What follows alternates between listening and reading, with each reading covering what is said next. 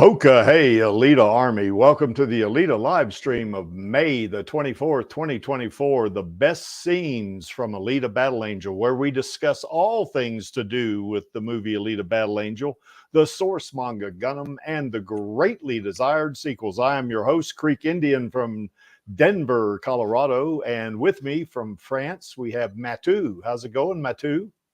Bonsoir tout le monde. It's going fine. Cool. Yeah, I really appreciate the work you're doing on the gaming server, because I'd be pretty much lost, because I don't know doodly about Discord, except how to maybe send messages and things like that, So I appreciate it. It's my pleasure. I'm glad. And Vigatus Dia Smendrick, good to have you on. Hello all together. Yeah, thanks. I'm fine. Hope you are too. Oh, yeah. So how are things over in Deutschland? Oh, it's very mixed here. In some areas we have heavy rains and flood and all the problems with the climate change. And in our area, it's okay here. It's not very summer weather, but it's nice. Okay, cool. Well, glad to have you on there, Smendrick. Yeah, we missed you the last couple of weeks, man. Yeah, I had some very heavy health issues, especially with my stomach and with my breathing and so on. Don't want to discuss this. Yeah, I hear you. Well, Gute Besserung, as they would say. Yeah, thank you. Yeah. And from the Shires in the UK, cheers, Hello. Bloody. Cheers, Creaky. Cheers to the Alita Army. Hope everyone's doing well. Yes, indeed. So how are things there in the UK or in good jolly old England? Not bad. Our nice weather spell has come to an end, sadly. Oh, I'm sorry to hear that. Sunny with showery spells is what we're back to now. Ah, yeah, we've been getting really good weather here in Colorado. I mean, it kind of, here rain is a premium. People love rain here, because it's really dry most of the time. So, but we've had the opposite of here. The opposite of there. Yeah. You got, yeah, that's right. So depressing. Yeah. It's actually been like 2 years of constant rain. Yeah, well. And I still don't have an Alita sequel announcement. Oh, so depressing. Well, the weather wouldn't bother us so much if we had that sequel, would it? Exactly. I'd have that ray of sunshine. Keep going. But now we just have nothing. Yes. And we've all got elections to look forward to as well. So great. God. Yes. It's going to be a great year, isn't it? Yeah, I guess it is. I don't know. Yeah. So that's right. You guys got election coming up on July the 4th, right? They got a. Yeah, they put it on Independence Day. What's that? Yeah, our Independence Day. Yeah. They're basically selecting the next poodle for America. I think that's why they put it on Independence Day. Jesus, Yeah. And then we got election coming up in November. So anyway, it is what it is. So we'll leave the politics aside, as they would say there. Focus on Alita. Yeah, that's right. So anyway, welcome aboard, all three of you all. I do appreciate it for sure. And I guess if Lee was on, he'd be giving me a hard time because I welcomed all the guests without advancing the slide. So that, I guess that is what it is, I suppose. So, but you could look at that picture all day, couldn't you? Of course.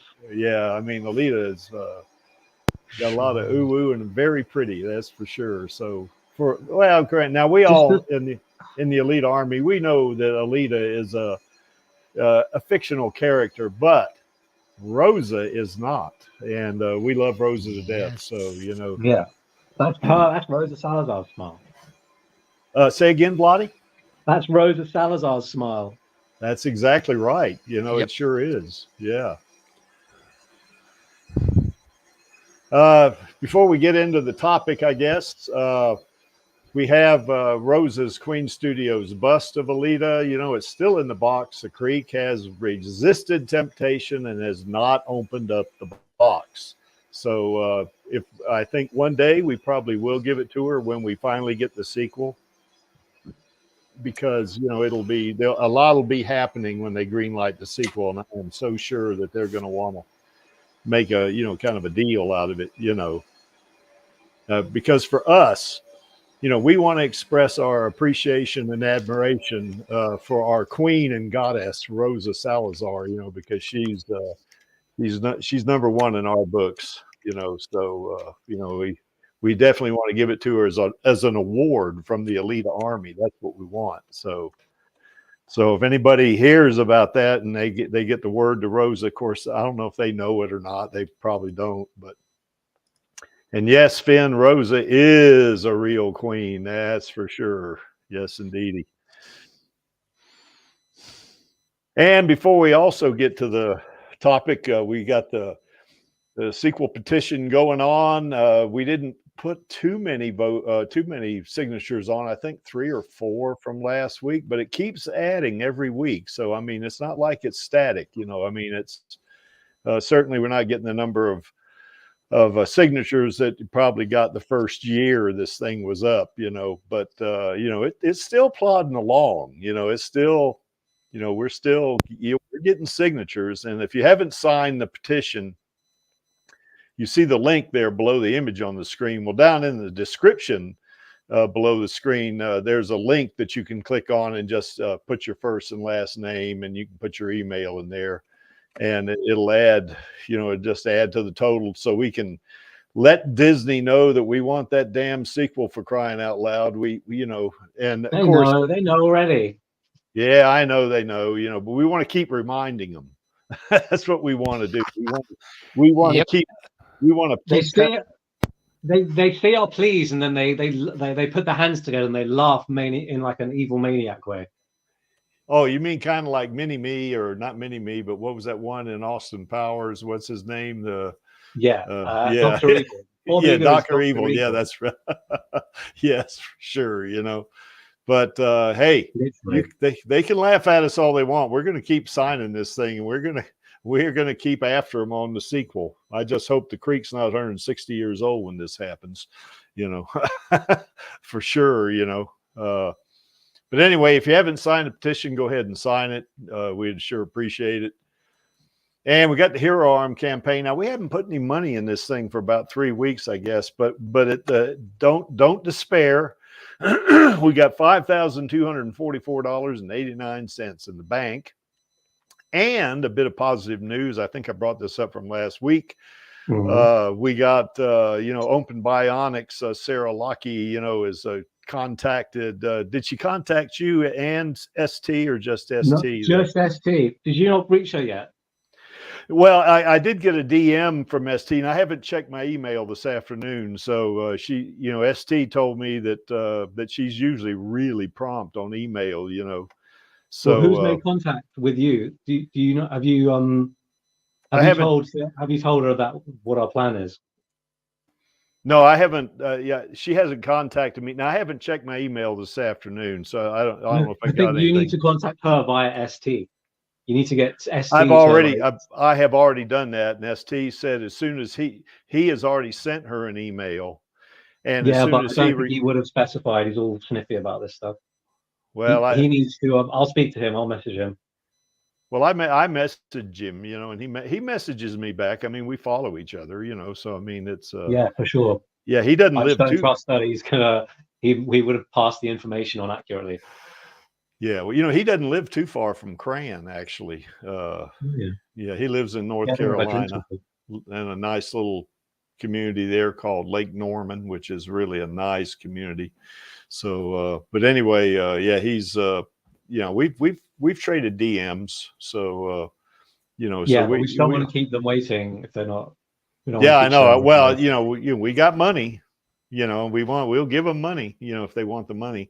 So if they've seen this, they say, oh, they got money, they want to give it to us. Now, one of the things I would want to tell Sarah is we want some a little bit of publicity. I mean, you know, granted, if your hero arm is going to be more than $5,000, but you know, hey, you know, if she wants to put it together with a couple other organizations and just say, hey, thank you to the following organizations, that's good. You know, I mean, that works out, and then we can promote that a little as well, you know. So Yeah. okay, but anyway, if you haven't given to the Hero Arm campaign, no amount's too small, you can click on the GoFundMe link down in the description, or you can, if you find that a little intimidating, you can click on the tip jar, and every dime of that money is going to go toward the Hero Arm. The Creek does not get a penny of that money, neither does Angelus or nobody on this panel, or all of it, every dime or every pence or every shilling or whatever, right, Bloody, is going to go to every euro is going to go to the Hero Arm campaign. So, you know, we're, you know, we don't have any kind of administration fees. So, you know, we don't have to worry about overhead and stuff like that. So, yeah, Finn, you say you can't come on because of your voice. You must have laryngitis, I guess. Maybe that's what it is, you know. So anyway, He said he might come on. Is he in the chat? I haven't seen him, you know. He might have gone to bed. Yeah, it could have, because I know it's pretty late. That's why I appreciate it when the folks from Europe, you know, come on, because you know, they're really they're real troopers, you know, you guys. What happened to moving it forward an hour? Didn't you do that for a couple of weeks? We did, and but then moved it back. And then isn't here anyway. Yeah, he's not here, so you know, here we go. Might as well move it back an hour forward an hour ago. For sure, you know, but yeah, that's yeah, we're going to probably go back to 3, because that's really the same time that the Radio Chaos does too, you know. So it probably makes sense for us to both start at the same time, you know. But right now I got my maid service here, so you know, I'm kind of, you know, that kind of helped out moving it an hour, you know, because I wouldn't have been able to, you know, talk to them when they got here. So, but next year, look who just showed up. Speak of the devil. Speak of the devil. Too busy getting some hot water. I'm not going to say it. I'm not a performing monkey. Well, how are things down there in Brisbane and Queensland, Australia, down under there, Angelus? Pretty good. Cool. Yeah, it's only what now, Angelus? About a month before we, well, a little over a month before we're in Austin. Yep. That's going to be pretty cool. And all that much closer to Troublemaker Studios. That's right. Yeah, I tried to call them and it just rang and rang, but I'm gonna try. I keep trying, you know. Look who came on. Kabaj, how's it going? Hi, did stay up. From the Czech Republic. Hope you smile. Kabaj, I got a I kind of ran one of your pictures through AI, you know. I'm sorry, Matu, but it kind of gives it a little bit of a motion type thing, you know. So maybe we'll play that a little bit here in a little while, you know, so you can see how that looks, because there's no copyright on that. So anyway, we appreciate everybody being on.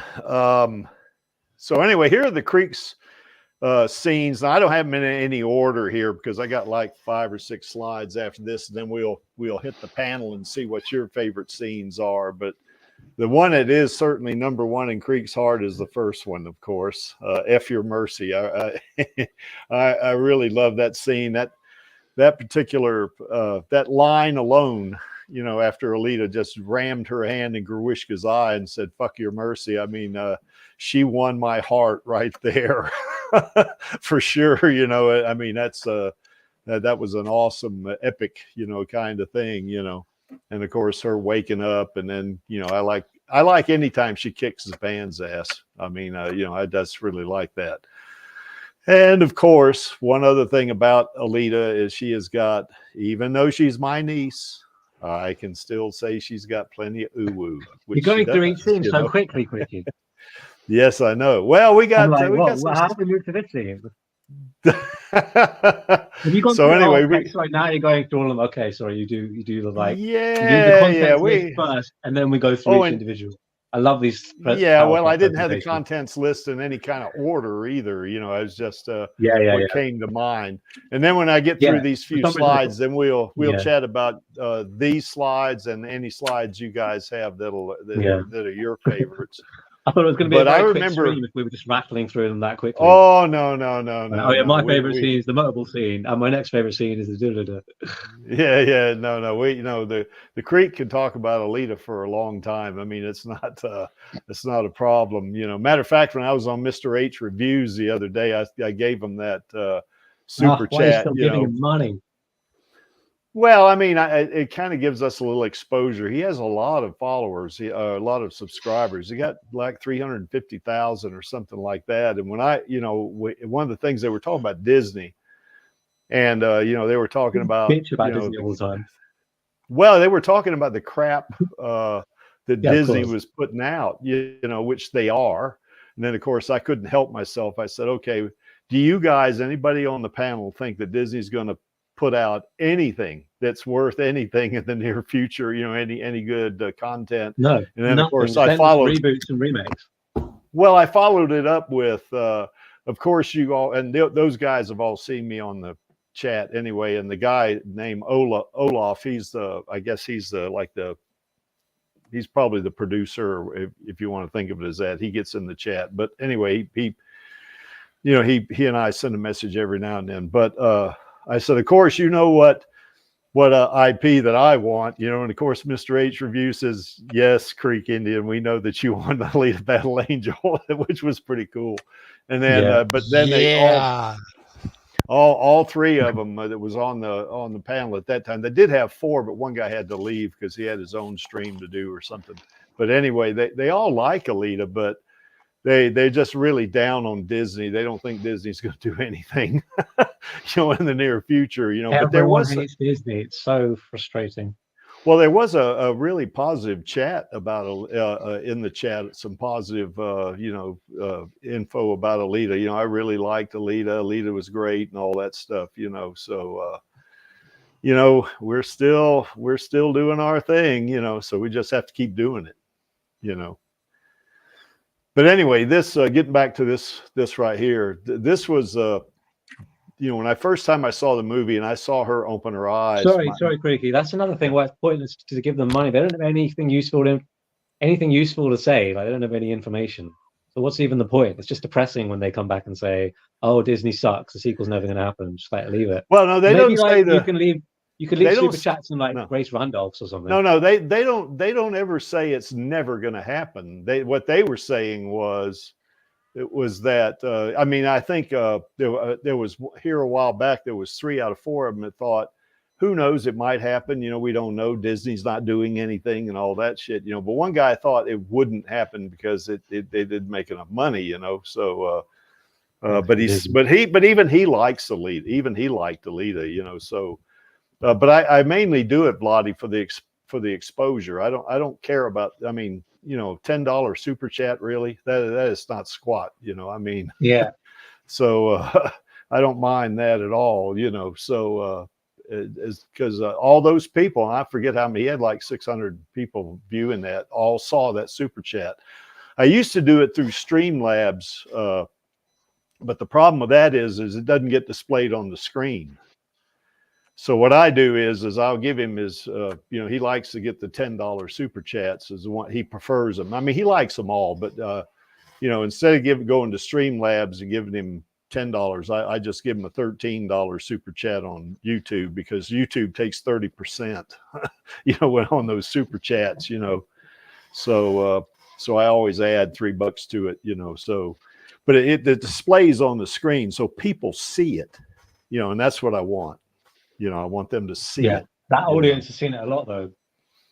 Well, I've only been on. I've only done 3 super chats. So, so I mean, I don't think so. I think we just keep doing it. I do like his reviews. I mean, I don't agree with a lot of what they say on there. They got into politics, you know, and one guy made a statement I absolutely disagree with, but What was it? but no, we're not getting into politics. No, we're not doing that. But it's a problematic chat. yeah, no, we're not going to do that. So anyway, but I do like a lot of his reviews. I mean, you know, he's really down on Ubisoft too right now. You know, so it's and I can't say Ubisoft. What? Because of the okay, never mind. well, they're being, you know, a little bit they're being letting the message drive drive the games, I guess. Yeah. You know, I that's what it is, you know. But anyway, that's another story. Yeah. But this scene right here, first time I saw the movie and she opened her eyes, my reaction was something like, oh, how pretty, you know. I mean, look at those eyes. I mean, that is really stunning, you know, I think. And I, you know, I've seen, you know, some anime. I mean, I'm not a big anime watcher. I mean, from time to time, I'll watch one, you know. I think my brother watches more anime than I do, but those eyes didn't bother me at all the first time I saw them. I just thought they were pretty, you know, because you know, having seen Frozen about 10 times with my oldest grandson when he was little, you know, it just didn't bother me at all. Plus, I'd seen some other anime, so you know, to me, I just thought, God, that is beautiful. You know, I mean, right there. Yeah, gorgeous, and what a work of art, like breathtaking. Yes, you know. Now, one thing I didn't know was, you see how, look at her hair. Her hair, that is really, really nice, beautiful, pretty we love hair. hair. But here's the problem: that hair ain't real. That hair is CGI, and I didn't realize this. When I first saw this movie the first time, I thought, now I didn't know who was playing Alita, you know, when the first time I saw it until we got to the credits, you know, but I thought this is, with the exception of the eyes, I knew they had CGI'd the eyes, obviously, but I thought that the actor was like a child actor and looked exactly like that. I mean, that's what I thought. Now, you can see a lot of Rosa, not having, you know, seen Rosa and stuff.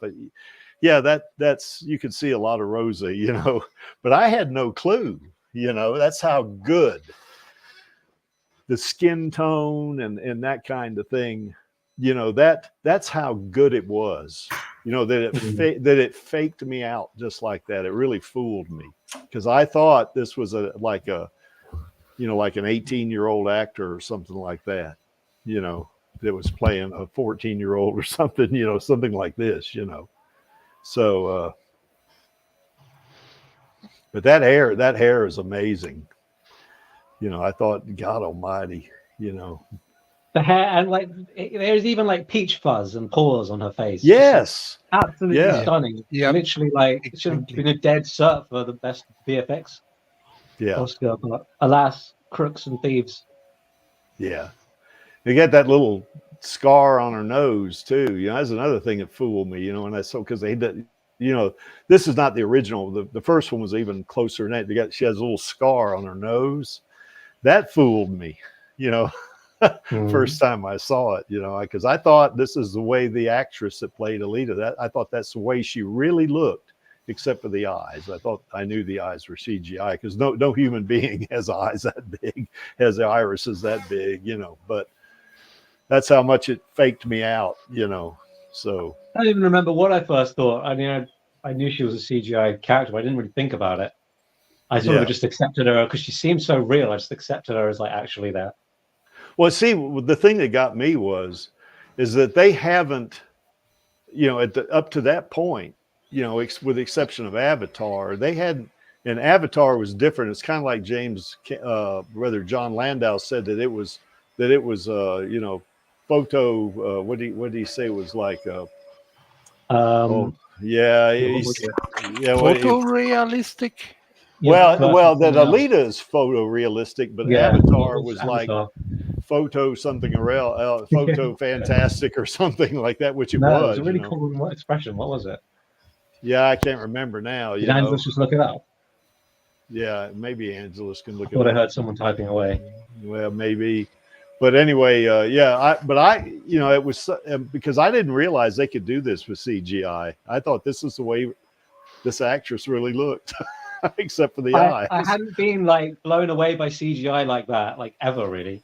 Really? When like Gollum first came out in like 2001, and I was a kid, and I was like, oh, this is pretty cool what they can do. And then they had the apes in the Apes franchise, and they were pretty cool. But even them, they're not like stunning, beautiful creations with like the most like an actress like Rosa Salazar at its core. They're just like people pretending to be apes or like an ugly monster. It's just so much more beauty to Alita as a work of art, personally. And that's another reason why it took my breath away, especially this first scene. Oh God, yeah. I mean, it was every close-up. I've never felt that before. Where I was literally in awe, like literally that. Yeah, it was insane. I mean, you can look at that face. I mean, that's some woo right there, boy. Yeah, it's and a shame we can't nailed play it it without sound. Yeah. Can you do that? So any thoughts, got any of y'all? Because we'll probably just spend a lot of time on this one slide. We'll kind of go. We through should just go through every scene one night. We're not going to go through every scene because we're going to just have go through the whole movie and just like say, "Yep, that's my favorite. That's my favorite." That's well, my that favorite. Yes, well now that's exactly. yes. I mean, because for me, the whole movie's my favorite. Now, obviously, We should start at the scrapyard scene where he founds Alita, and everything is so nice. And every time you watch it, you can discover a new detail. Yes, it's so incredible. Yeah, what they did with even. I don't know how to explain it. Underrated scenes and underrated views and angles and underrated sound, underrated music. Yeah. It's every time you watch it. Yeah. You can focus on completely different scene and completely different detail. And you can discuss this minutes and hours, and it's great. Yep. Welcome, channel. Hello. Hey, channel. How are you doing? I'm constantly busy or forgetting or both. Oh, it's okay. Hi, channel. Hello. So anyway, we were just talking about this. We're going to kind of just go through my favorite scenes. Now, you guys can bring up favorite scenes while we're even talking about it. We don't have to wait for the Creek to get through all his scenes because I've got like 5 or 6 of them, and you can bring them up. And if you want to share your screen, we can do it. It's not a problem. I don't have any issue with that. So, but anyway, this one right here, I kind of liken this to fishing. When I saw this scene right here, it's like, if you're a fish, the fisherman, sets the hook, the first time when they're fishing. When she rammed her hand in Gruishka's eyes and said, "Fuck your mercy," she reeled me in when she did that. So I one time told Cran, this is when I first met her way back when, I said, if she'd have been a real person sitting next to me when that scene, I would have probably asked her to marry me. That's how much it really affected me. It's really great, So anyway. Okay. Well, anyway, next scene that I really liked. Well, let me rephrase that. There's nothing about the movie I dislike. It's not when I say this next scene. I mean, for sure, I've skipped about 20 scenes or more, But in the interest of time, I've got to, kind of pick out some, I guess you would say, You missed so many good scenes. Oh, here was a good question we skipped over. Let me go back one here. There was I remember when I didn't really pay that much attention to the eyes during the trailer because, I mean, to me, it was no big deal. The eye size was no big deal. But I do know that from when I first joined the Alita Army, I saw a lot of posts where those eyes are creepy. Those eyes are weird or something like some shit like that, And Imbeciles. I went, what? Supposed to be. Really? You know? So, but they did change the eye size, I guess, from the first trailer because They didn't make them smaller though. No, they actually, like, the eye size didn't change. They actually made the iris bigger to leave less white in the eyes. So everyone like, Yeah. oh, they made the eye smaller. It works better. But no, they actually just enlarged the iris to leave less white Yep. in the eye. And this is Yep. what worked. yeah. Yeah. So I it kind of think made so. the eyes proportion look Yes. work better. The whites with excess white in the eyes is quite unsettling as well. I don't think so. It didn't bother me one bit. It's Ever. I think it's supposed to bother you a little bit because she's supposed to feel and look not quite human, which Well, she is a Martian. So- yeah, but she doesn't. She basically just looks human. They're not gonna Yeah. give her really weird skin color because that's not how Martians work in the Yeah. Alita universe. So they're not just gonna make her green or like a weird shade of orange. So Well, they had to give her something that would make her still emote. They had to change something that she would make her look off without making her unrecognizable as Alita or making it harder for her to normally emote. As Well, I the main guess- character. I So guess. they gave her the anime face. Well, I guess it makes me weird because it didn't bother me one little bit, even the first time when she opened her eyes. I mean, I just thought they were pretty, you know. So anyway, You know, something that is funny is that at least in the French fandom, because at the time I was helping my then boyfriend, now fucking ex, managing pages and groups about gun in general. So of course we dealt with the movie Alita, and the entire French fandom was in a riot when they saw her eyes. And me, the first, I was like, oh my god, this is going to be a disaster. Of course, I changed my mind, but the entire French fandom hated her eyes. And I in the end, once we saw the movie and it came out and everything, like, everyone loved it. But yeah, from all of us, the entire French fandom, the first impression was like, yikes, what is that? Mistakes were made with the first trailer. They shouldn't have put it out without getting those eyes down perfect. yeah. They Then it just actually created something, a stick to beat the movie with. Everyone just attacked the movie after that. And actually, when you compared the very first trailer with the trailer released later, they also did touches up on the colorimetry and lighting. They did change a lot of things in the second trailer. Yeah, they made her look better for sure. Yeah. Well, I guess her skin looked more appealing and everything. Her skin it didn't look as real. Basically, they made the VFX better. Is basically what happened. Yeah. Now, it's just a shame that Like the with first trailer screwed up a bit. You will consider this blasphemy, but I'm gonna compare it to the Sonic trailer, where people hated it and they fixed it. Except the Sonic trailer was a disaster before fixing, and a different type of disaster after. Whereas Alita was pretty good before fixing and really good afterwards. Yeah. Yeah, I didn't even know notice the eyes when I saw the trailer. I only saw like 2 trailers. So Yeah, I wasn't even really that much aware of the film before I saw it, so I wasn't involved in the discourse Oh about my it. god, I was absolutely hooked, and I was like breathing those trailers every time because I was really, really, really, really into the gun fandom at the time. And I remember when I saw the movie in English in like it was called like Ice Theater, so we had like light effects and everything, and it was like the premiere, and I went with my ex-boyfriend, and I remember that the first pictures of the movies, when you see the landscape of Iron City and you see Ido finding her, we were bawling our eyes out because we were like, oh my god, this is so beautiful. And we cried like babies once it was over because we just loved it. yes, That's so beautiful. I mean, we were like really, really, really huge fans, so it was like big for us.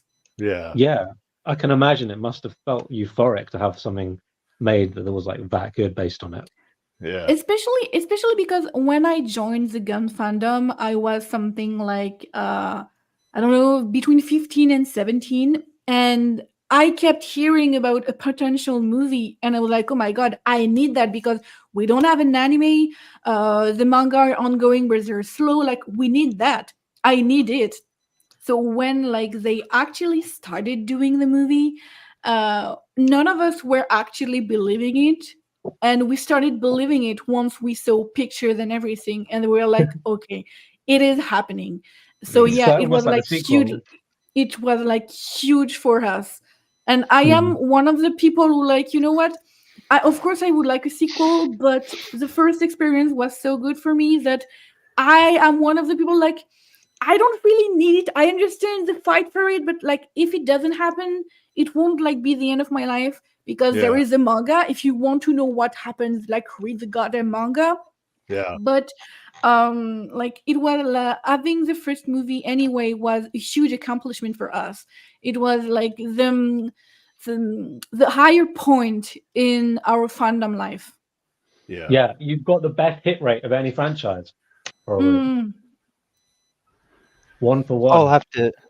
I'll have to second that motion because I was, as per my tag, as you can see, Angelus, I was a huge fan of the TV series Angel by Joss Whedon, and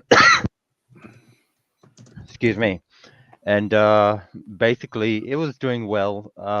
From the little I can research and understand, basically they got a little bit too ahead of themselves, and they asked for like a continuation a little bit too early. Yeah. Like before the studios were ready to commit, and then they basically said, "No, fuck you."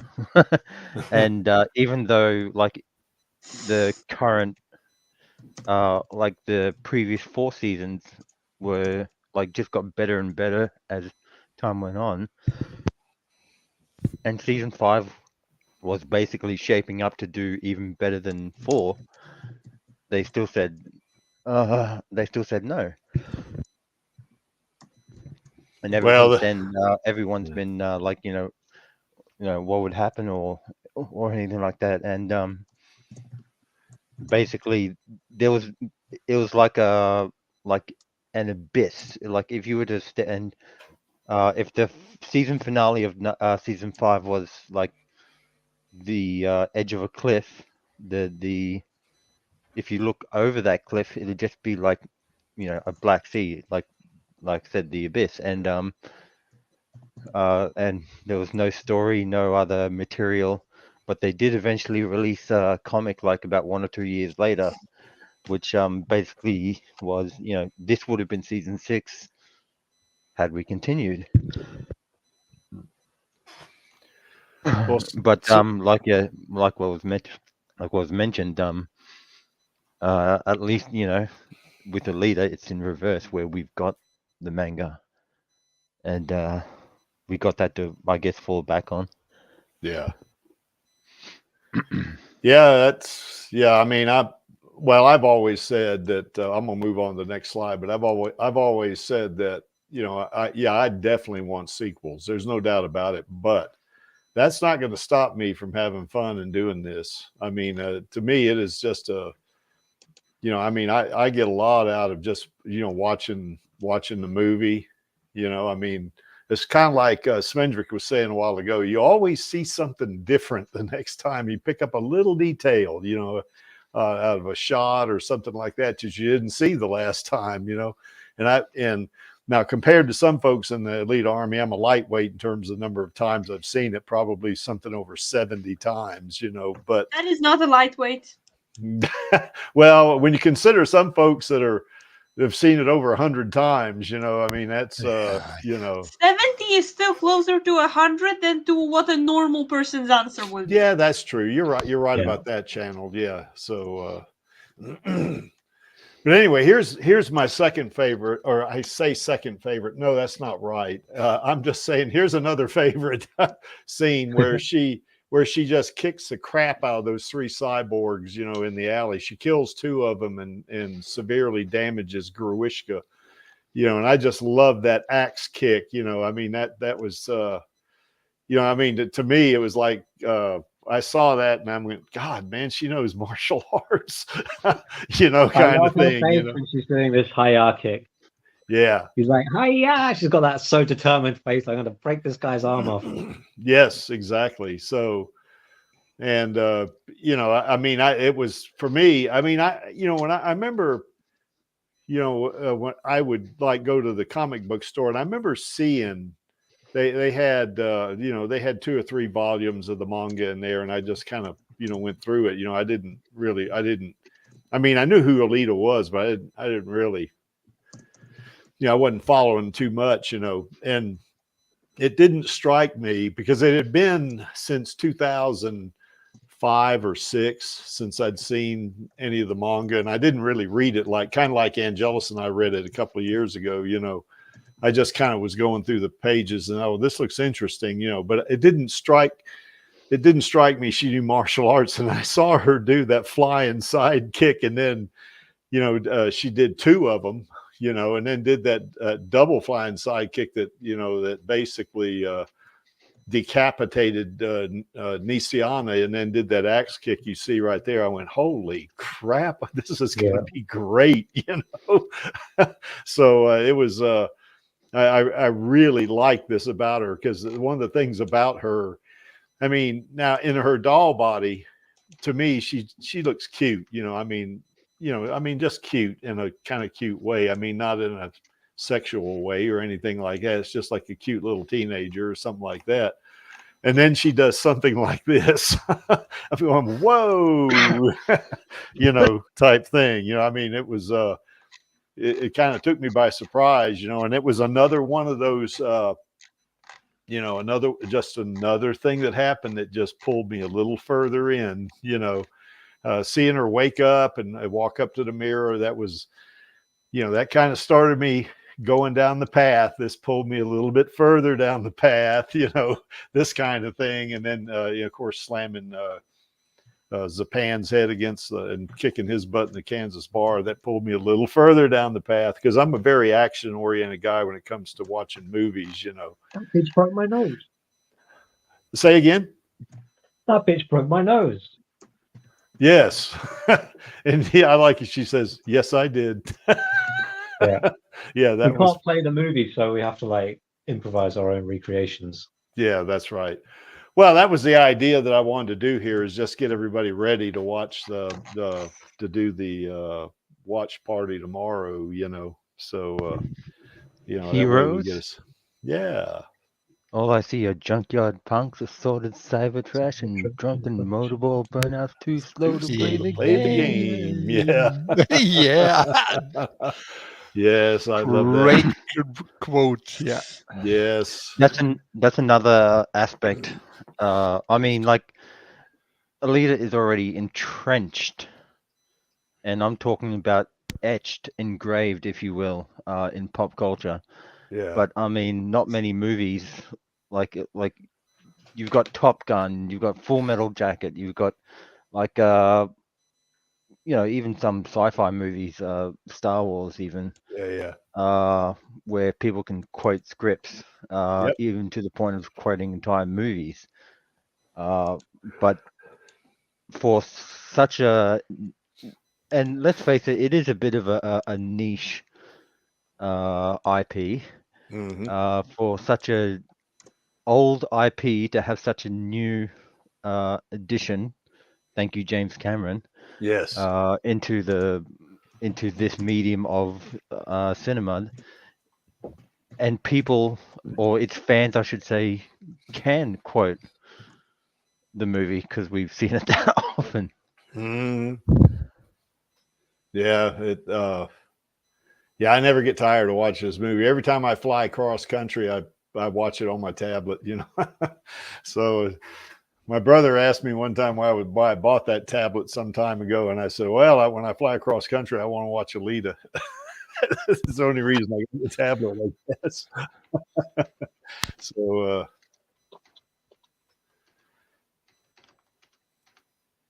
this is another one right here. I just love this. This little bitty girl, you know, which is, this is another facet of her that I really like. Yeah, she's a little girl like here. I mean, or teenager, 14 years old. Although at this point, going into the Kansas bar, I think she's older than that now. She's probably like 16 or 17 mentally. She's still got the same body, obviously, because she's not, she doesn't have that uncanny valley down type thing going when she goes into the Kansas bar, and, it's just, but she comes across, people that don't know who she is. She's a little girl, she's like a little teenager, and she just beats the crap out of Zapan. I mean, well, I say beats the crap out of him. I mean, that thing didn't even last 5 seconds. I mean, before she kicked him and sent him 25 feet across the floor, So, and it's really kind of a neat thing, to see somebody that, even though she is a cyborg, in the movie, she's small in stature. And to see somebody small in stature like this just literally dominate a guy like Zapan, I mean, She to me, made it's Japan hold amazing. it. Yeah. And that's a characteristic of her I really like, she's just, my squeaky chair again. Sorry about that. She's got no fear at all. Squeaky creaky. Yeah, squeaky creaky. That's right. Yes. Yeah, that's right. Siloom. I guess that's, I hope I got that right. Yeah, that's right. As a matter of fact, there's that scene where she's in, that zero gravity chamber with Gelda, I think that's a major part of, it's probably where they learned to kick. Now they didn't go into it too much in the movie, so you the don't adaptation know. goes into it a bit more. Yeah. So in fact, I'm not sure if I'm allowed to spoil it, but a certain person on Tumblr is writing a fic, as in on Tumblr and AO3. It's gonna be on AO3. Is writing a fic that's trying to connect the scene from the movie, the training scene from the movie, and the training scene from the novelization, because they're a bit different, and they're kind of compatible, but they're not directly compatible. So the fic would fill the gap. Yeah. I have no idea when it's coming out, and I was supposed to proofread it, but it's too long, and I'm so if you're watching this, I'm sorry. I'll get back to it. Can you remind me what they do differently in the novelization? They go into a little more detail, about various aspects of the movie. I mean, I need to reread it. Well, I say a little more detail, a lot more detail, actually. I like think for in the instance, novelization, Nova was physically on the deck, as in he didn't go inside, but they weren't fighting a hologram of him. He was physically watching them from on the deck from outside the training zone, and he wasn't mentioned directly as the target yet. Yeah. Yeah, he wasn't called the dragon that must be slain. That wasn't in the novelization. That's right. Oh, it's just another epic line, though. Yes, it is.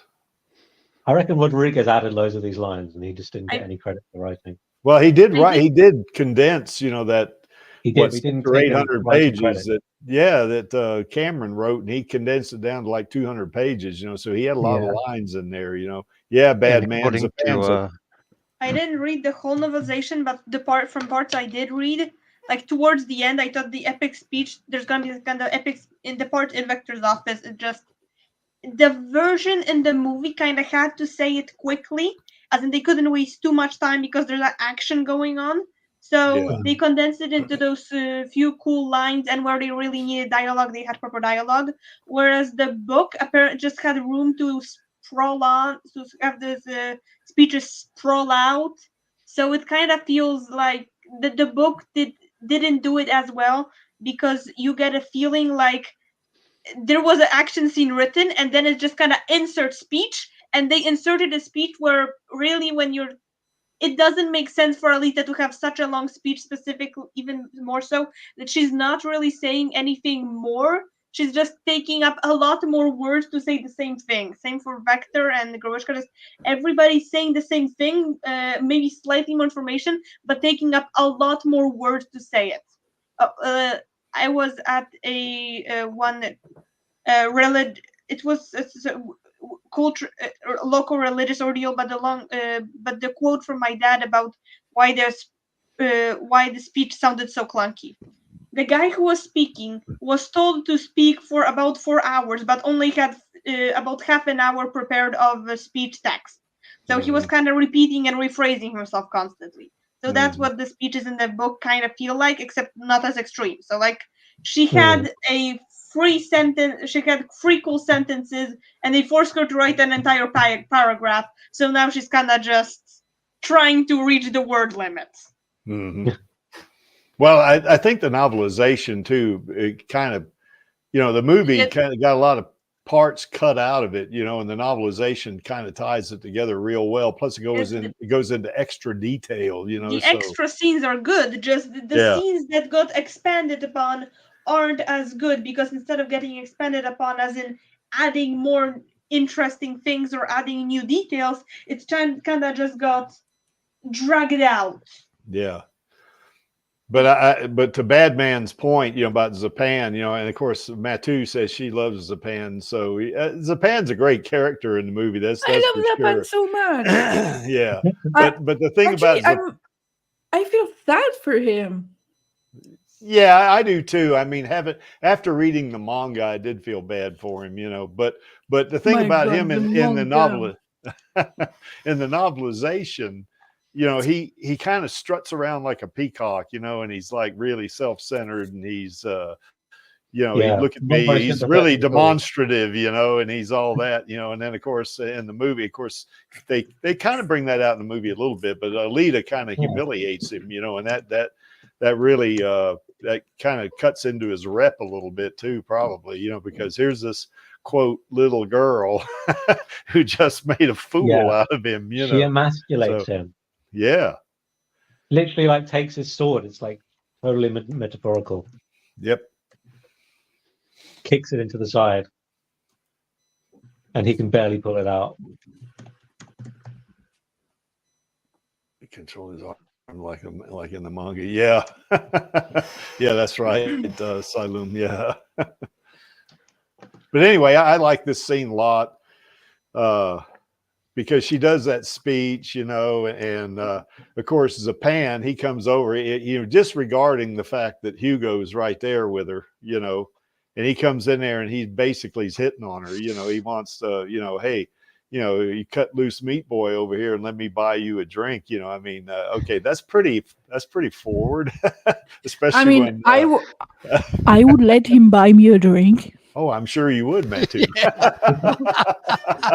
just had a I just thought I might take quoting the script one step further and rewrite it, where you have Alita says, "What would I learn from a loudmouth pretty boy who spends all of his money on his weight face?" Oh yeah. But I'll get to it because Zapan is creaky in this case. He says, maybe I might outlift you.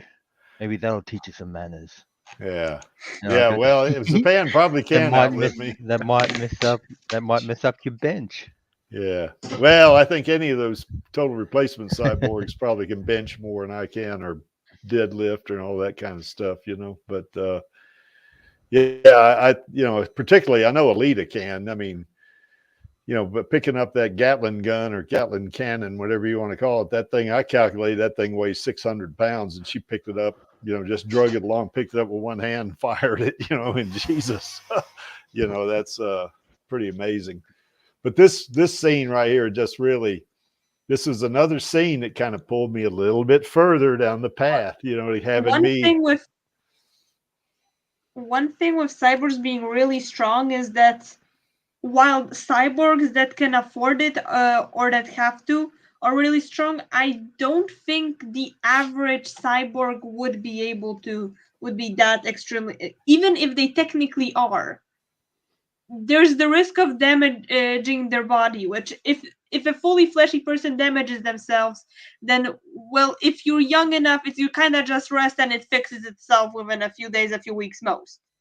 But if it's cybernetics, it's not gonna magically fix itself if you just not use that arm for a week. So unless you can afford to have it fixed, you probably won't be putting won't be putting it into a situation where it's almost definitely gonna get damaged for fun. Like if you have to, or if you're showing off, definitely cyborgs will be doing that.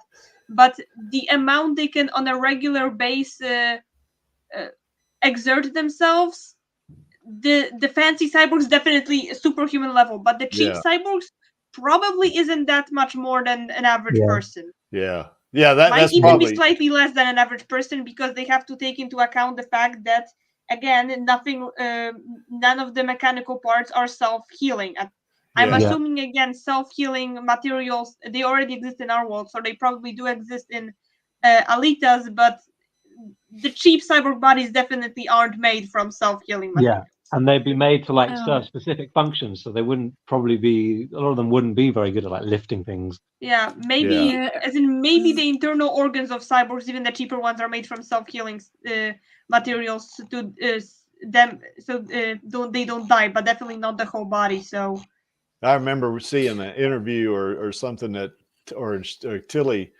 Tilly Lockey was doing a Q&A on the internet, and I was watching it, and one of the questions she got is, do those bionic arms give you superhuman strength? And she said no. So that's it. Now Tilly's not a total replacement cyborg, of course, because we're not at that level of technology. But that's a good example, though. I thought there was an example of someone breaking. It wasn't Tilly. Sorry, I thought she's the one who said she accidentally broke someone's hand with her. Oh. Yeah, I don't think that was Tilly did that. No. Maybe that was it Tilly or some other woman with a prosthetic?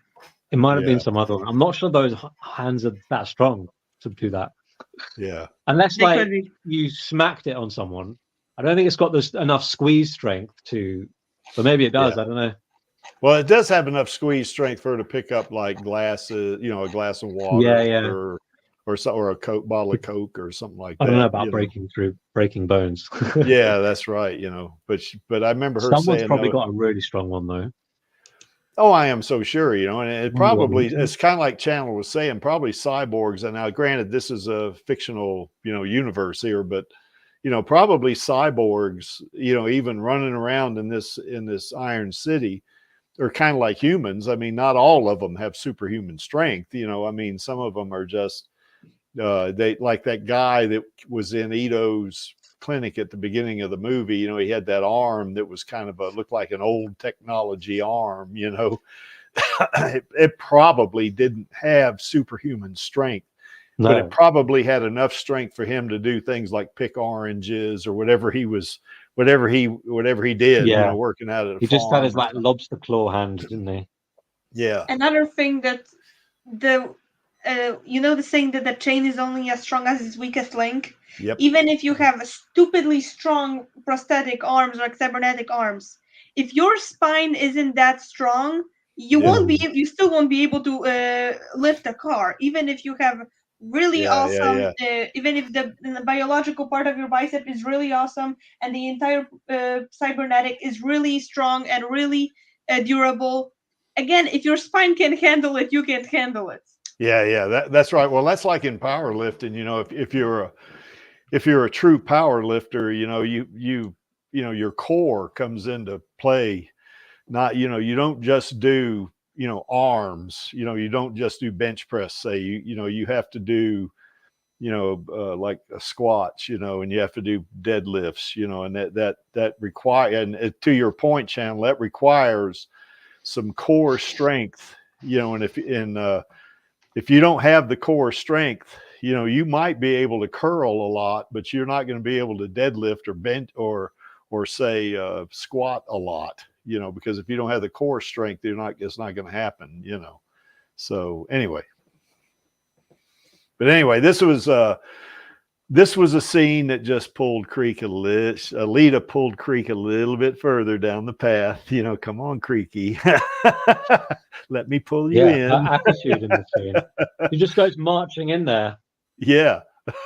I love her. Now here's the one that where Alita got, okay, Creaky, you're mine now. You know, because when I saw this, I went, "Oh my God!" You know, like that. It was great. You know, and it just shows her determination. You know, I mean, here she is. She's got one arm. She has her lower body's gone, and her right arm is is up to her elbow, is gone. You know, she's leaking cyber blood. You know, I don't think she was leaking too much heart's blood, but she was leaking cyber blood. And on one hand, you know, she propelled herself, and Gerwishkin rammed her hand in his eye and said, "Fuck an your insane mercy." move. Oh man, I tell you what, that right there, So inspiring. yeah, It makes you like want to never give up. Fight right down to your last limb, and then use it to pierce the eye of evil. So anyway, you know, it's like, you know, if she really, it was my niece, which she's kind of like my adopted movie niece, I guess you would say, she done me proud by doing this, you know. So, but that, you If know, she hadn't done it, she would have been dead because she had to stall time. So Hugo and Girl come down and save up to her. this point, she's pulling Creaky and come on, Creaky, a little further. Come on, Creaky. And then she does this and okay, Creaky, you're mine now. That's what happened here, you know. And look at the expression on her face. I mean, that is just determination, you know, like God, you know, I mean, really. So it's kind of weird listening to you because I can't tell if you're seeing her as your niece or if you're simping for her. Oh no! I'm not simping for her. There's no doubt about that. I mean, she's it's like me and Uwu. Yeah, I mean, it's just I want to promote the movie and the character, you know. So, you know, my description of getting hooked on the movie, of course, is just for fun, you know. So, yeah. So anyway, yeah, this right here was God Almighty. Every time I see this scene right here, you know, and I know it's coming up, so here it comes. Here it comes. You said she was pulling you in with that tone, like. Yeah. Well, no, I mean, yeah. She is her later body is attractive, so I'm not surprised people are simping for her. Just kind of confusing when you're curling your niece. No, like you're simping for her, like pick a lane. No, that'd be creepy there at channel. If she was really my niece, yeah, creepy, creaky, yeah. No, that's that's you know, it's just for fun, you know. So just teasing. Like I said, it's same like with my Uwu. Like I wouldn't like have a girlfriend or a wife or something like that. It's like, say, you have to dress up and cosplay as a leader. Like instead of like wearing a wedding dress or something like that, and like I wouldn't be an asshole like that sort of thing, and I wouldn't like demand like having an Alita themed birthday or whatever the case sort of thing. Yeah. But I still act like as in, oh my God, ooh, Alita. Yeah, that's right. So, yeah. So I'm, you know, just similar. Well, it's just fun. It's just fun to have a little fun with it, you know. So, yeah, it's like today. I guess Kabaj, you know, he put out a thing that said he and Alita just had a nice walk in the mountains of Mars, you know. And I just put a little thing on it that said I'm jealous, you know, and put little laughing emojis on there. So, you know, everyone. I'm sorry, but I'm going out because I'm so tired. Okay, Kabaj. Well, thanks for joining us, man. Yes, and see you tomorrow. Yes, and keep those keep those images coming, man. Okay, bye. Bye. Yeah.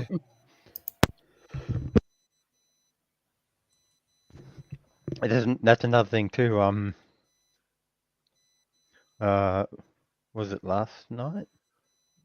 Last night or thereabouts also had a dream that I actually met up with Rosa in LA and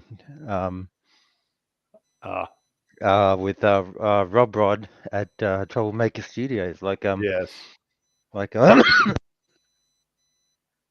Excuse me. Anyway, like when me and Creaky and my cousin who's traveling with me, Yeah. we like, because I remember Creaky telling us his story about going up to the security gate sort of thing, and all three of us went up to the security gate and we started asking questions, and like this little car, like nothing too fancy but nothing too like beat up either, pulls up to enter the premises, and Rob Rod's in there, and he basically said, all right, well, if you can prove to me you're Alita Army,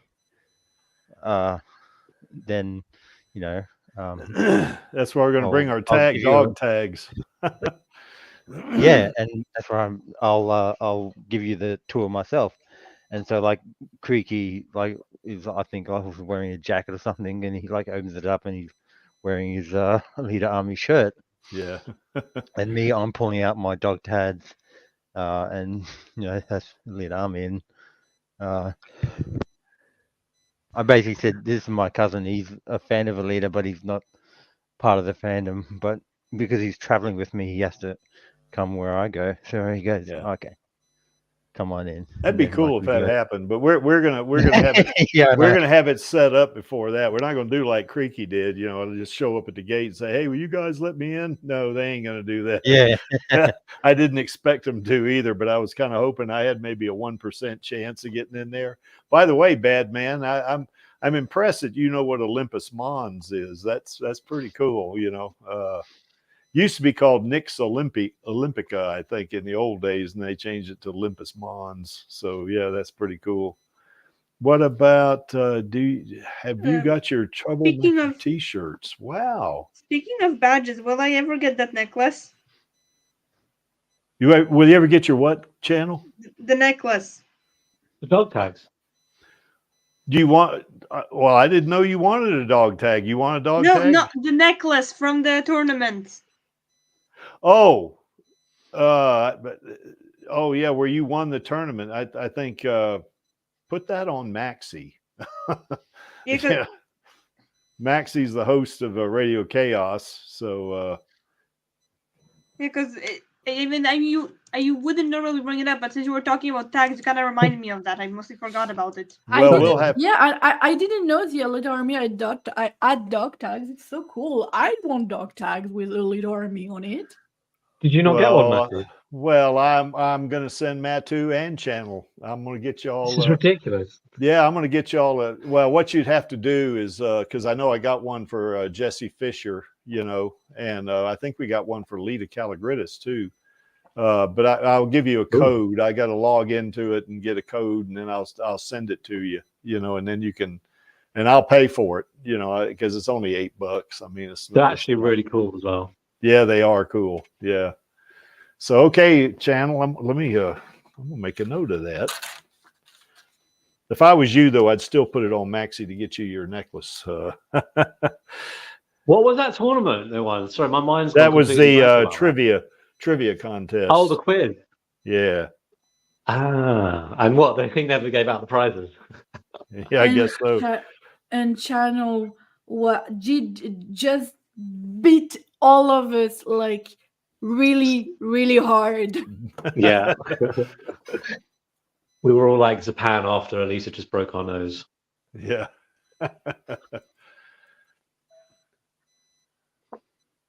So anyway, there's my favorite scene right there.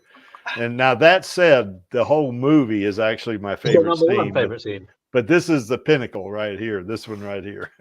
It is one of the all-time best action scenes. Oh God Almighty! Yep, agree. Yeah. The way it's shot as well. Every shot is just perfect.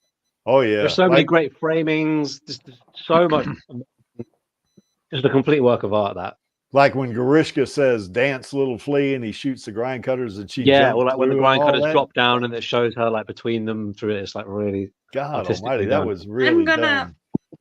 As much as I understand why people love the scene, I actually like better how the scene goes in the manga, where Alita instead just looks at him weird, sticks her tongue out and asks, "What's wrong with you?" or something by that line.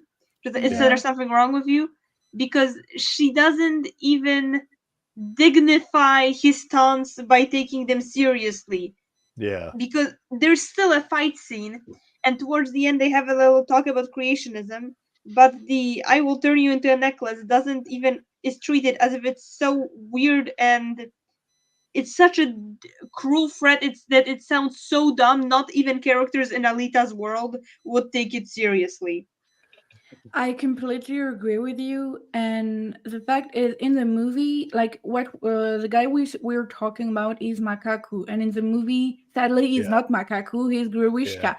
They're Yeah. more or less like it's the same vibe, but like you, Channel, I much prefer Makaku and the scene in the manga. Like, Yeah. actually, there is something like in the Gun manga is that no, like their character were like chaotic, evil, whatever, but there are no character who are truly 100% evil. And Yeah. like there actually there is no character in the manga I can manage to hate. And same for Makaku. When you learn his backstory, you can't help but feel sorry Yeah. for him. Yeah, There is a that's lot right. of nuance in the What manga. about Rakan? Rakan, he's no, not- you he's can not- keep Rakan. No, Okay, like so he's he has not a like brain injury, I guess. yeah, yes. Like he used to be a loving husband and father, and he had a brain injury. Like this is sad, of course. But of course, like he's disgusting, whatever. But it is, in a way, it's not even like it's not like how do I phrase this? It's not on purpose. Like he has a brain injury, so Yeah. of course there is no excuse in what he does. It's disgusting and everything, but I can't help but feel sorry for him. Yeah, that's Look right. how everybody else, every other villain's excuse is, well, there was something horrific that happened to them, except for Eli, who's, well, she's hot. Yeah, Well, but like Well, he's even like actually deep, and because he's actually deep, it's complicated. He has this tragic backstory. So anyway, he quotes this philosophy. Meanwhile, Eli, well, she's hot. You know, one thing about and there- Alita, though, when Yeah. Alita fights Makaku, you know, she does get some sympathy, or rather empathy for him, doesn't she? Because she kind of feels bad for him, you know, at the end, you know, I think end of his life anyway. She doesn't feel bad in a "you don't deserve death" type, but more in Yeah. what the hell got you to this point? She Yeah, asks that's him, right. I'm an angel, but angels are created. What created you? It's, Yeah, yeah. So Yeah. it's not like she's planning to spare him, but she is in a way curious of what got him to that point, and she does Yeah. feel bad for him. Like Yeah, again, that's not right. I shall get you on the path to redemption, but in a whoa, Yeah. life sucks. yeah. Yeah. This Yeah. is what makes the whole thing like super sad, and all the characters are like this. I dislike Trinidad like Embody, but Yeah. like his motivations are actually like rooted in good. Like he genuinely thought he was doing what was right and fair, and he does it in a bad way. He ends up doing bad things, but his base idea is not wrong, and he has trauma and everything. So all the characters are like this. You can't help but feel sorry for them in a way. He You kind don't of okay. But- you don't excuse what they do, but you understand how they came to that point. Well, I mean, Kashira writes them like that. I mean, they're not like typical comic book characters, are they? It's more like they're actual human beings all human beings have some issues. You know, it's kind of like that, I think, you know, so. The thing with Trinidad is he probably thinks he's keeping humanity and civilization afloat with how huge his ego is and how determined he is. But something that makes me go, that Trinidad makes me think of is how Alita, specifically Last Order, could be used as a study of how different different type of people, different reactions to being immortal. But that's not the subject. But going back to how you said Kishiro never writes anyone as just pure, or at least very rarely writes someone as purely evil or purely good. That is kind of what felt off in the movie, is that the movie does show characters as purely good or purely evil. Like Vector in the movie is just unquestionably evil. Ido is unquestionably good. Like there's the quick yeah. red herring of what if he's a killer, but whereas the manga says, well, he's a killer. Yeah, he does it for the money, but he also absolutely enjoys it. He's a sadist. Yeah, The Yeah. film just twists around saying, oh, he's only killing people because he's depressed and he doesn't enjoy it. It's just for the money. And he started it because his daughter died, and it's tragic, and he really doesn't enjoy it, and he's scared about Alita. Yeah. Whereas the manga manga straight up lets him. In the manga, he's allowed to become a better person, and he's absolutely a better person by the end of it. But for a time, it's just he's kind of a sadist and a pervert. But what do you expect? It's the scrapyard. Yeah, exactly. In the manga, they all have a part of shadow within them, and actually, like in the movie, Alita is depicted like this incredibly pure, strong, and honest angel, while in the manga, in Last Order, she's I excuse me for, I hope we don't get banned for this but in the manga, in Last Order, she is a bitch. And in the manga, she was in Last Order, she was so insufferable that I was reading the manga for every character but her. I love her in Gun. She's like pure and everything in Gun, but in Last Order she's insufferable, and Kishiro wrote her that way, and even him said that he just could not see her properly anymore because of how insufferable he made her in Last Order. But it made sense. Yeah. Like, well, I mean, she goes through an evolution too, doesn't she? But I didn't mention Last Order because Alita from the manga, from the movie, is not based on the Last Order Alita. She's based on manga Alita. But the other characters too. Koyomi in the manga is adorable kid, but she does join the Barjack, which is the enemy side. They're the enemy side because Alita works for Zalem. Movie Alita would absolutely be siding with the Barjack. Yes. Manga Alita isn't. So movie and manga Alita would not be immediate besties like a lot of fandom assumes they would. It's going to be interesting to see how they work that out too, isn't it? When but movie Koyomi is just she's part of the jacking squad, but she's not visibly part of the jacking squad, so we have plausible deniability. And she's really pro-integration. She's really forgiving. She's chill. Also, Yugo. Oh no, he's not a spine thief now. He only cuts off people's limbs, and he's cute, he's sad, he's clumsy. Oh, we cut out his tragic backstory, so now he's not even that traumatized. No, he is traumatized in the novel. We're just not gonna dump his trauma in the movie because that might ruin our perfect romance. And the only character who's kinda morally on the grayscale is Tanji, and he gets killed so we don't have to deal with the problem. Now Zapan is definitely evil. Nova is unquestionably evil. Except Nova was already very much evil in the manga, but in the manga he's evil not because he's opposing Alita, but because he's just doing whatever the hell he wants, which is usually problems. But he does the good things sometimes, not because he's decided to have a conscience. He just does whatever the hell he likes, which sometimes actually in the manga, Nova is more chaotic neutral, while in the movie he's like evil. Yeah, in the movie he's lawful evil. It's the completely different personality. Like I said, in the manga, Nova does whatever the hell he wants, which is sometimes helpful, usually a problem. But he's not doing it specifically to be your problem or to be helpful to you. He's kind of just doing whatever he wants. Whereas in the movie, he's specifically against Alita. The movie streamlined everything into good and evil, and pat itself on the back for putting Sharon in the middle. One thing I would say about Alita, though, in the Last Order, we're getting, kind of getting off topic a little bit. That's okay, though. But she is in the Zot. She is fighting for everybody on Earth. Now, yes, she is insufferable for a good bit of the Last Order.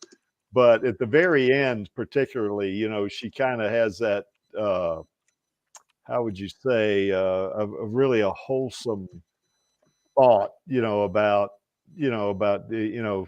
well, I say wholesome, she wanted to be with Figure 4 rather than that other girl, as she said, but still, to get to that point, she had to fight through the Zot, and she was doing that for the people on Earth, in Iron City. So she had a good heart, I think. I just think she was off the rails at the particularly. Well, she was definitely off the rails in the Badlands but arc. like no, like she has a good art, and of course her motivation are beautiful and everything. But I was more speaking of her personality wise. She's Yes. extremely bitchy, standoffish, and whiny in Yes. Last Order.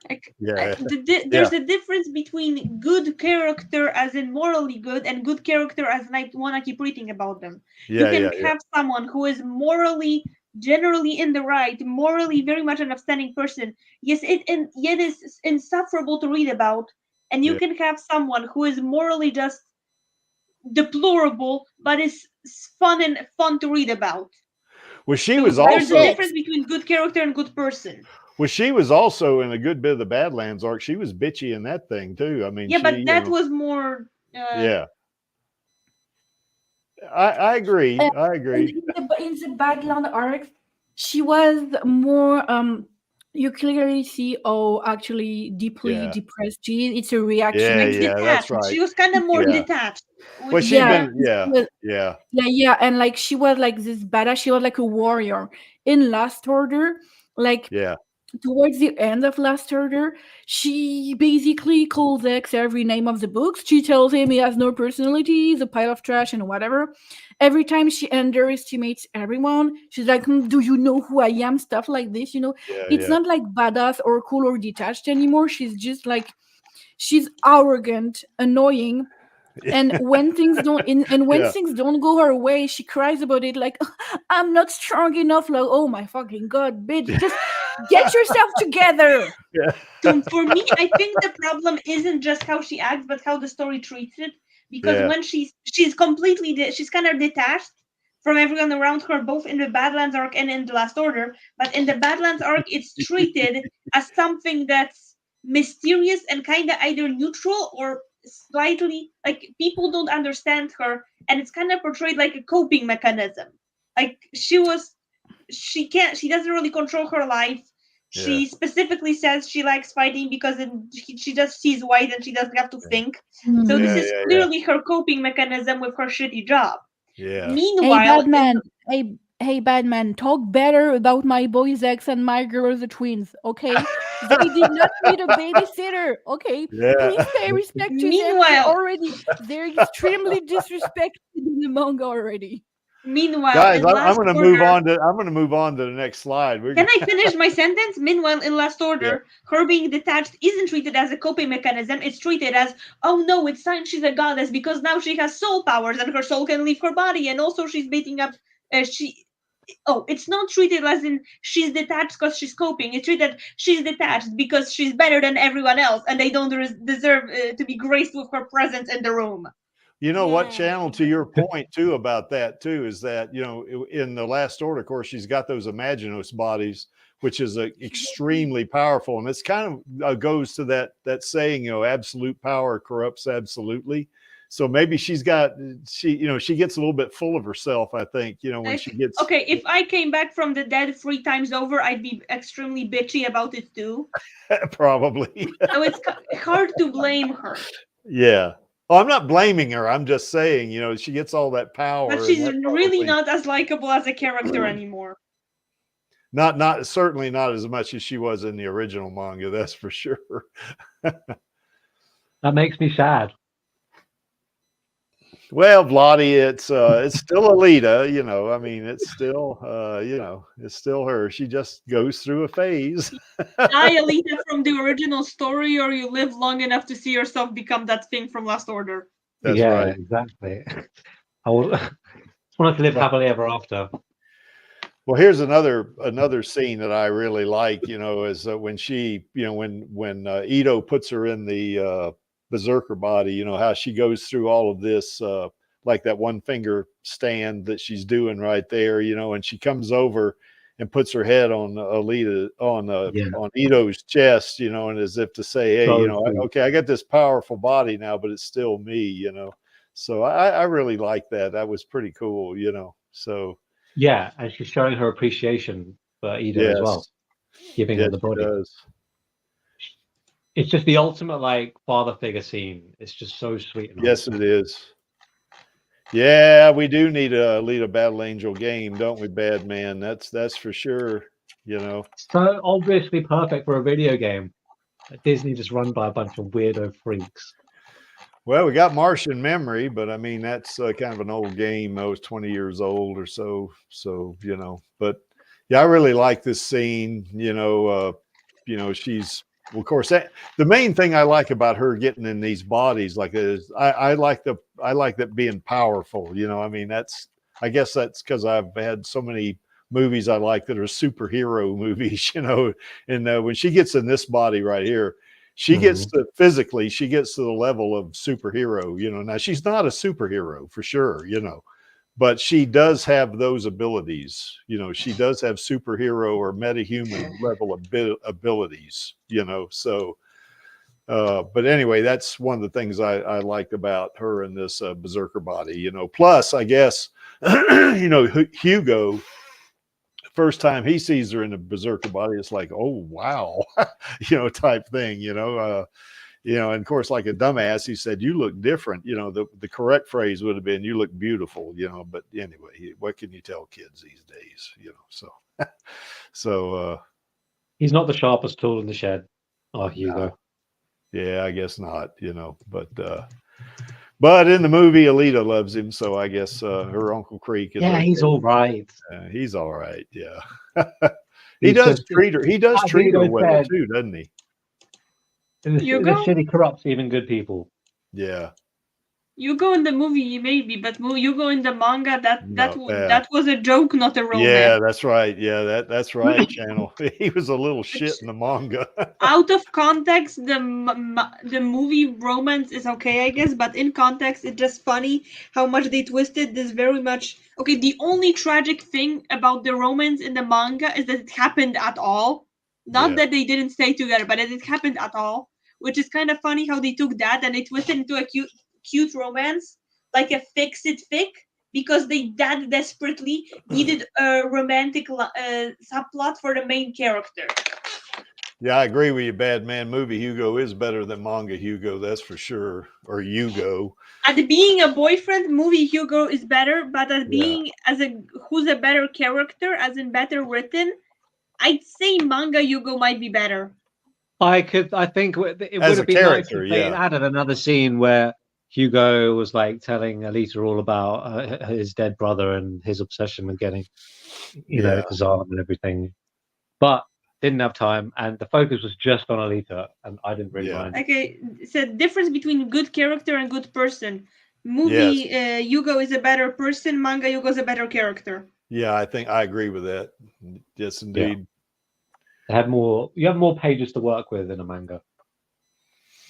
But boy, our girl, man, she really shows her stuff here, boy. I think the movie was scared of making Hugo too evil, so people wouldn't root for him as the romantic interest. He's like, I think Rodriguez saw himself a bit in him. They didn't want to make him too evil. He's like the stand-in for Rodriguez. Yeah. I also like this scene too. It's like, you know, she goes marching her butt into that damn factory with all those Centurions in there and just takes them apart. Boy, yeah. I mean, that character development as well. That when you compare this scene to the first time she comes across the Centurion, and then Hugo pushes her out the way and everything. And now she's destroying them, like cutting through them like butter. Yeah. And this goes to my point too about her physical abilities are superhuman like, you know. I mean, all those Centurions, very strong, and she just went through them like, I mean, they were not even close to any kind of threat to her. She just went through them like, you know, like a hot knife through butter, as you would say there, Vladi. Yeah, that's right. The Centurions should have known that they were outmatched bad men. That's for sure. You know. Damn right. So anyway, I really like this scene as well, you know, because she goes marching in there, you know, with the doors open, and I went, oh God, what's going to happen here, you know? and what was interesting is I calculated her speed, you know, based on the amount of distance she had to travel to get to each Centurion and stuff like that. And it's really hard to see this in the movie because, you know, she's kind of turning and jumping and stuff like that. But for her to get down that factory floor and hit each one of those Centurions like she did, her average speed had to be 125 miles an hour. So, I mean, to do that, you know, now that's hard to capture in a movie like that, because you don't, you know, you say, well, maybe that's just something they shot and they didn't take that into account, you know. But if you want to consider it, you know, as some kind of a premise, you know, about how her ability is, then you can calculate it, you know, by the number of, you know, the distance from where she was to each individual, you know, Centurion and that kind of stuff, you know. So, and in the manga, of course, she can run Mach 6.5, so, you know, which is almost 7 times the speed of sound. So that's pretty awesome in that berserker body, anyway, you know.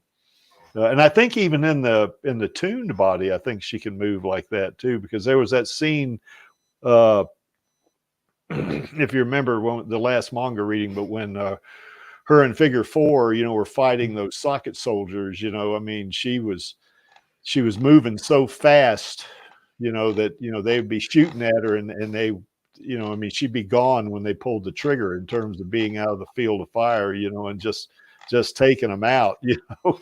So, I mean, it was a very reminiscent, you know, that scene of this scene here of her, you know, taking out all the Centurions, you know. So what was impressive too is that Rosa Salazar, she had to train to do this. I mean, you know, she trained in martial arts and stuff like that. I'd love to see the behind the scenes filming of it. I assume most of it was done with the stunt girls. Yeah, I'm sure it was, you know, but she took it so serious, you know, she was really into it so much that she decided, I'm gonna do some martial arts training. I'm gonna learn how to rollerblade. You know, I mean, she really went at it, you know. I mean, it was really cool, you know. What does this say here? Is a dead giveaway which Centurion is going to get shot next because they were pre-spin the barrels of Gatling guns. That's right. Yeah, that's right. So, because one side was a Gatling gun, the other side looked like it was just an automatic weapon, you know, of some sort, you know. And the thing that also struck me about this scene, that I also did some calculation on it, was that when that first Centurion shot that bullet at her, that assuming that gun had the same exit velocity, or the bullet, say, as a you know, like an automatic weapon, they typically are around 2,900 to 3,000 feet per second, something like that. Then, you know, and being 30 feet away like that, I mean, that is incredibly fast reflexes. You know, I mean, just ridiculously fast, you know, and she deflected that bullet, you know, with the Damascus blade. I mean, you know, that's, you know, I calculated that her reflexes were like over 200 times faster than the average human. So, which, you know, for you to be able to deflect a bullet like that fired, you know, only 30 feet away from you, and that thing's traveling nearly 3,000 feet per second, you got to have extremely fast reflexes for that, you know. Now, granted, it's a movie for sure, you know, but, you know, if we want to enjoy it and try to, you know, kind of frame it in some sort of reality, you know, then that's kind of what you're looking at. You know, if she was a real person, you know, and they fired a gun at her and she deflected like that, that's what would be required. You know, there's extremely fast reflexes. So, and then I like this scene too, you know. It took her all of 10. Like every scene. Yes, I do. You're right. Particularly epic. Yeah, they're all particularly epic. That's the problem. The music in this one too always gets my heart going. Yeah, because the way the music is going, you know, you know, Grishka is not going to last much longer, you know. If you want to look up, if you want to like see what catharsis looks like in like an action movie when it's been like built up, this is what it is. It's like the perfect scene for that because of how much she struggled, how she got that sword. It's all been building up to this point, and then boom, he's dead. Yep. I seen a joke on Reddit of like Nova piloting Gerwishka, that Nova was piloting Gerwishka during the alley fight, and it says that when you're in a low area, where you're in a area with low XP enemies with just to grind, and suddenly boss music starts to play. Exactly. Yeah, junky XL intensifiers. You know, there's going to be someone coming around the corner. Yeah, Silum, I'm not sure that they augmented her or had some kind of protective gel or something like that, or plastic solution, as you say, that would protect her brain against the G forces.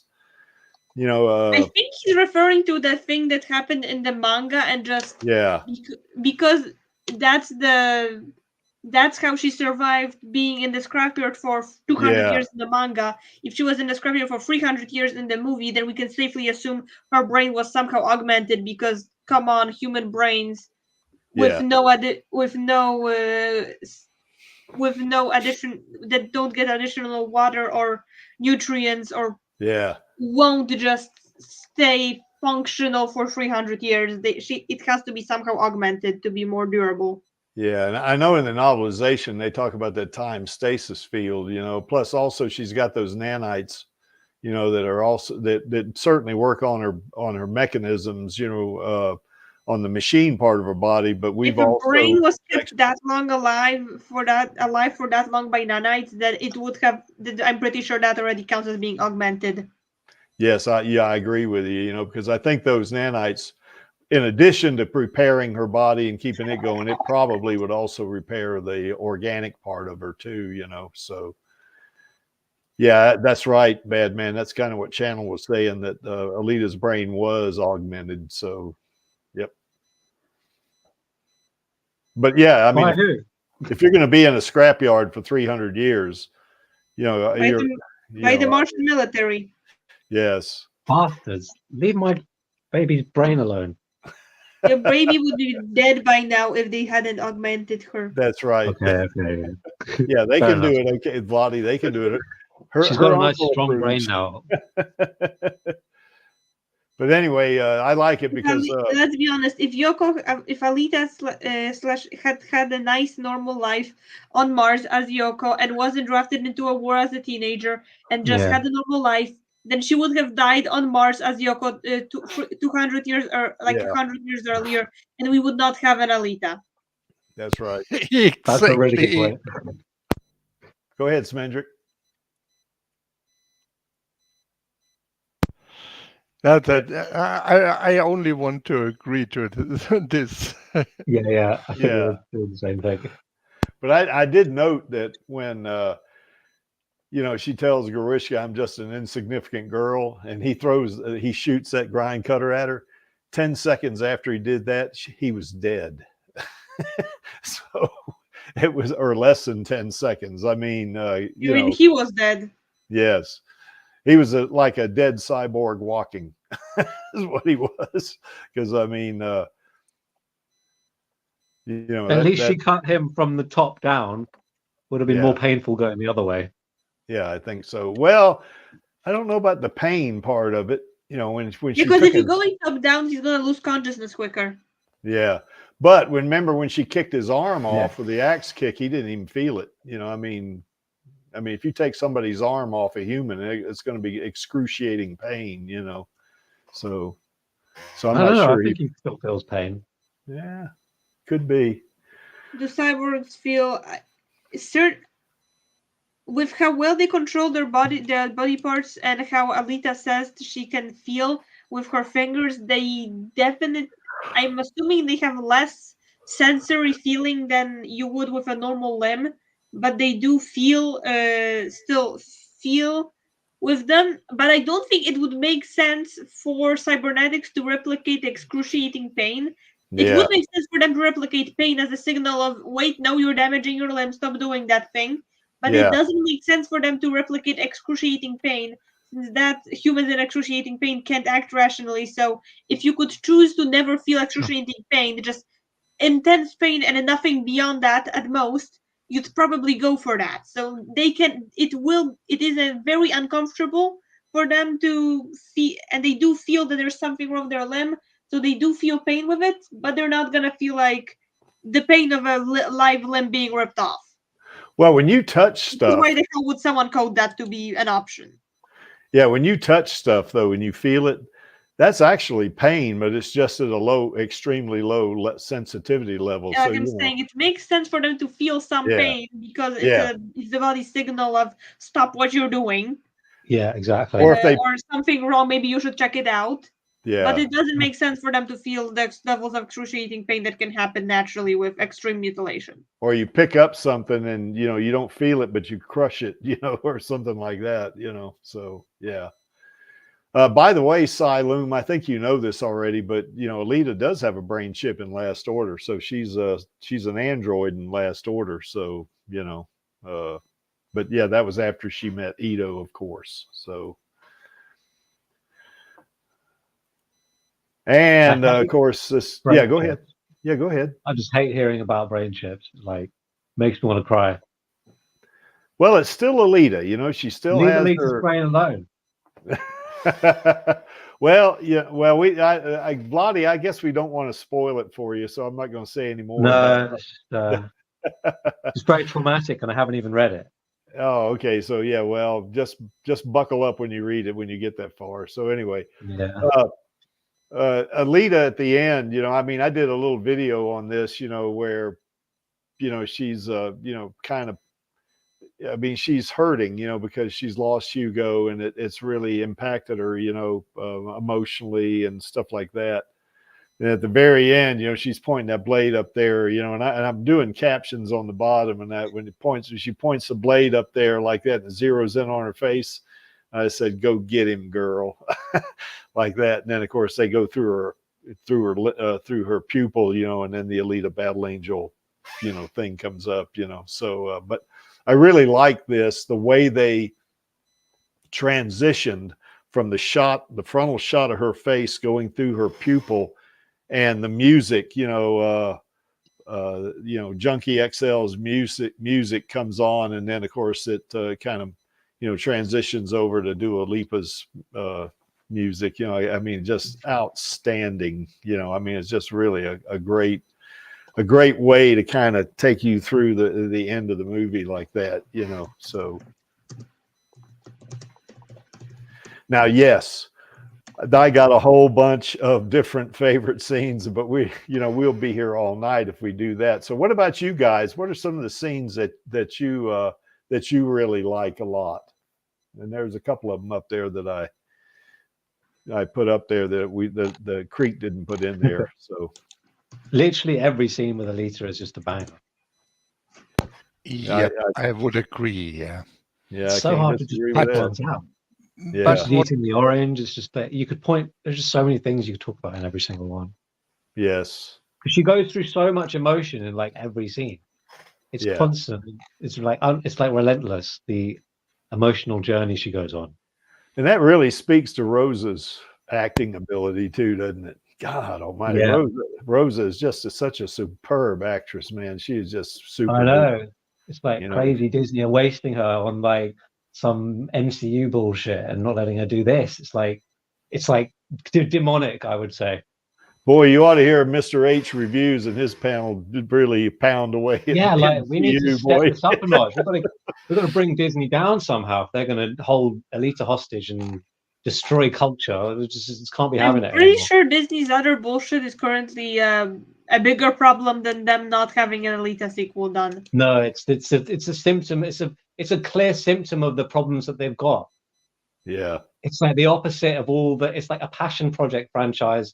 It's the kind of thing that cinema needed and what Disney needed to like turn their reputation around, and they just completely the best thing for Alita would not be to have Disney take over it. It would be to have Disney sell it off to someone who actually plans on doing something with it. That's probably exactly. Yep, I agree. We don't want an Alita made by Disney. Well, as long as they let Cameron do it and they do it through 20th Century Studios, it has hope. But if Disney does it directly, I mean, I'll watch it, but I'm so sure I'm going to be really pissed off when I see it, you know. So, remember we had that. Pretty sure they can't do that. Yeah, I'm pretty sure too. Remember that stream we had a while back, whether we not this stream, but Radio Chaos, where we discussed whether or not Alita was a Disney princess. Everybody on the panel said no way. she's not a Disney princess. She's a Disney battle angel. She's only a is what- Disney princess in like a world that's run by Nova, where he's literally controlling her, and her eyes are like glowing blue. And then she's Yeah. wearing like a Disney princess outfit, and she's smiling. I mean, like, I love Bob Iger and Disney and the MCU. I will forever serve the MCU and will never return The to reason Alita why ever again. Alita can't really be a Disney princess is because Disney princesses have to be child friendly. We all Yeah. remember the case with Disney denying Coffin with a was it Spider-Man, because that would ruin the brand image of Spider-Man, which is already a series that's grimmer than most. Like, we all know Mulan killed a lot of people, but other than Mulan, all the Disney princesses are expected to be very child friendly. So if Alita joined the Disney princesses, it would automatically basically be she's not really allowed to be shown as the bad guy. She's not allowed to have any implied sex scenes. She's not allowed to have any messy murders, probably. It's just, she's better off not being a Disney princess, and she doesn't even fit with the Disney princesses because none of the Disney princesses in their main versions are live actions. Like, some of them have live action reboots, but none of the Disney princesses in their base form are live action characters. Yes. I bet Vladdy would love to give Destiny Iger a big reboot. I think what we need is more of these Rob Rods badasses. Yeah. Rob was perfect. Yeah. He was the perfect director for the first movie, and he has to direct all the sequels. Yeah, definitely, because he's not too shy, not too I don't know how to too careful to show our queen as badass. Yeah. Oh, I He's agree. perfect for Alita. Yeah, he is. Oh, Badman likes the ship scene. Yeah, that was a great scene. I like that one as well. Yeah, iconic.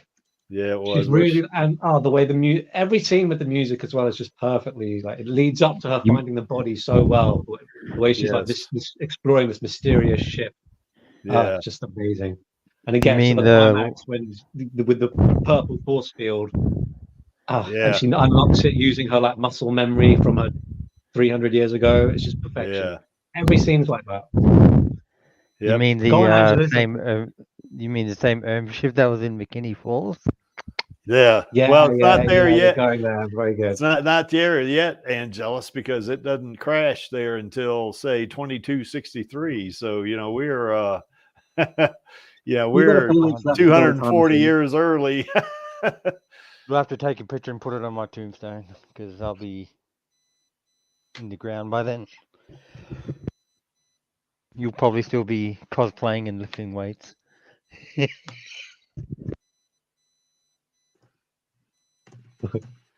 Okay, the movie really downplayed drug addiction in Gunham. I don't think Alita I don't think she had a drug addiction, but that I do remember reading that some of the motorball players and stuff like that, had serious drug addictions. And of course they did kind of allude to that a little bit with Amok, coming in there, killed Ido's they wanted. Yeah. From what I remember, Alita never had a drug addiction, but Ido did have an alcohol addiction. Yes, that's right. The type of, I don't have a drinking problem. I just drink when I'm stressed, and sometimes that's a problem. Yeah. When Ido alcohol. I just drink when I'm stressed, and sadly, I happen to be stressed quite often. And where's the alcohol? Yes. Guys, it's not addictive.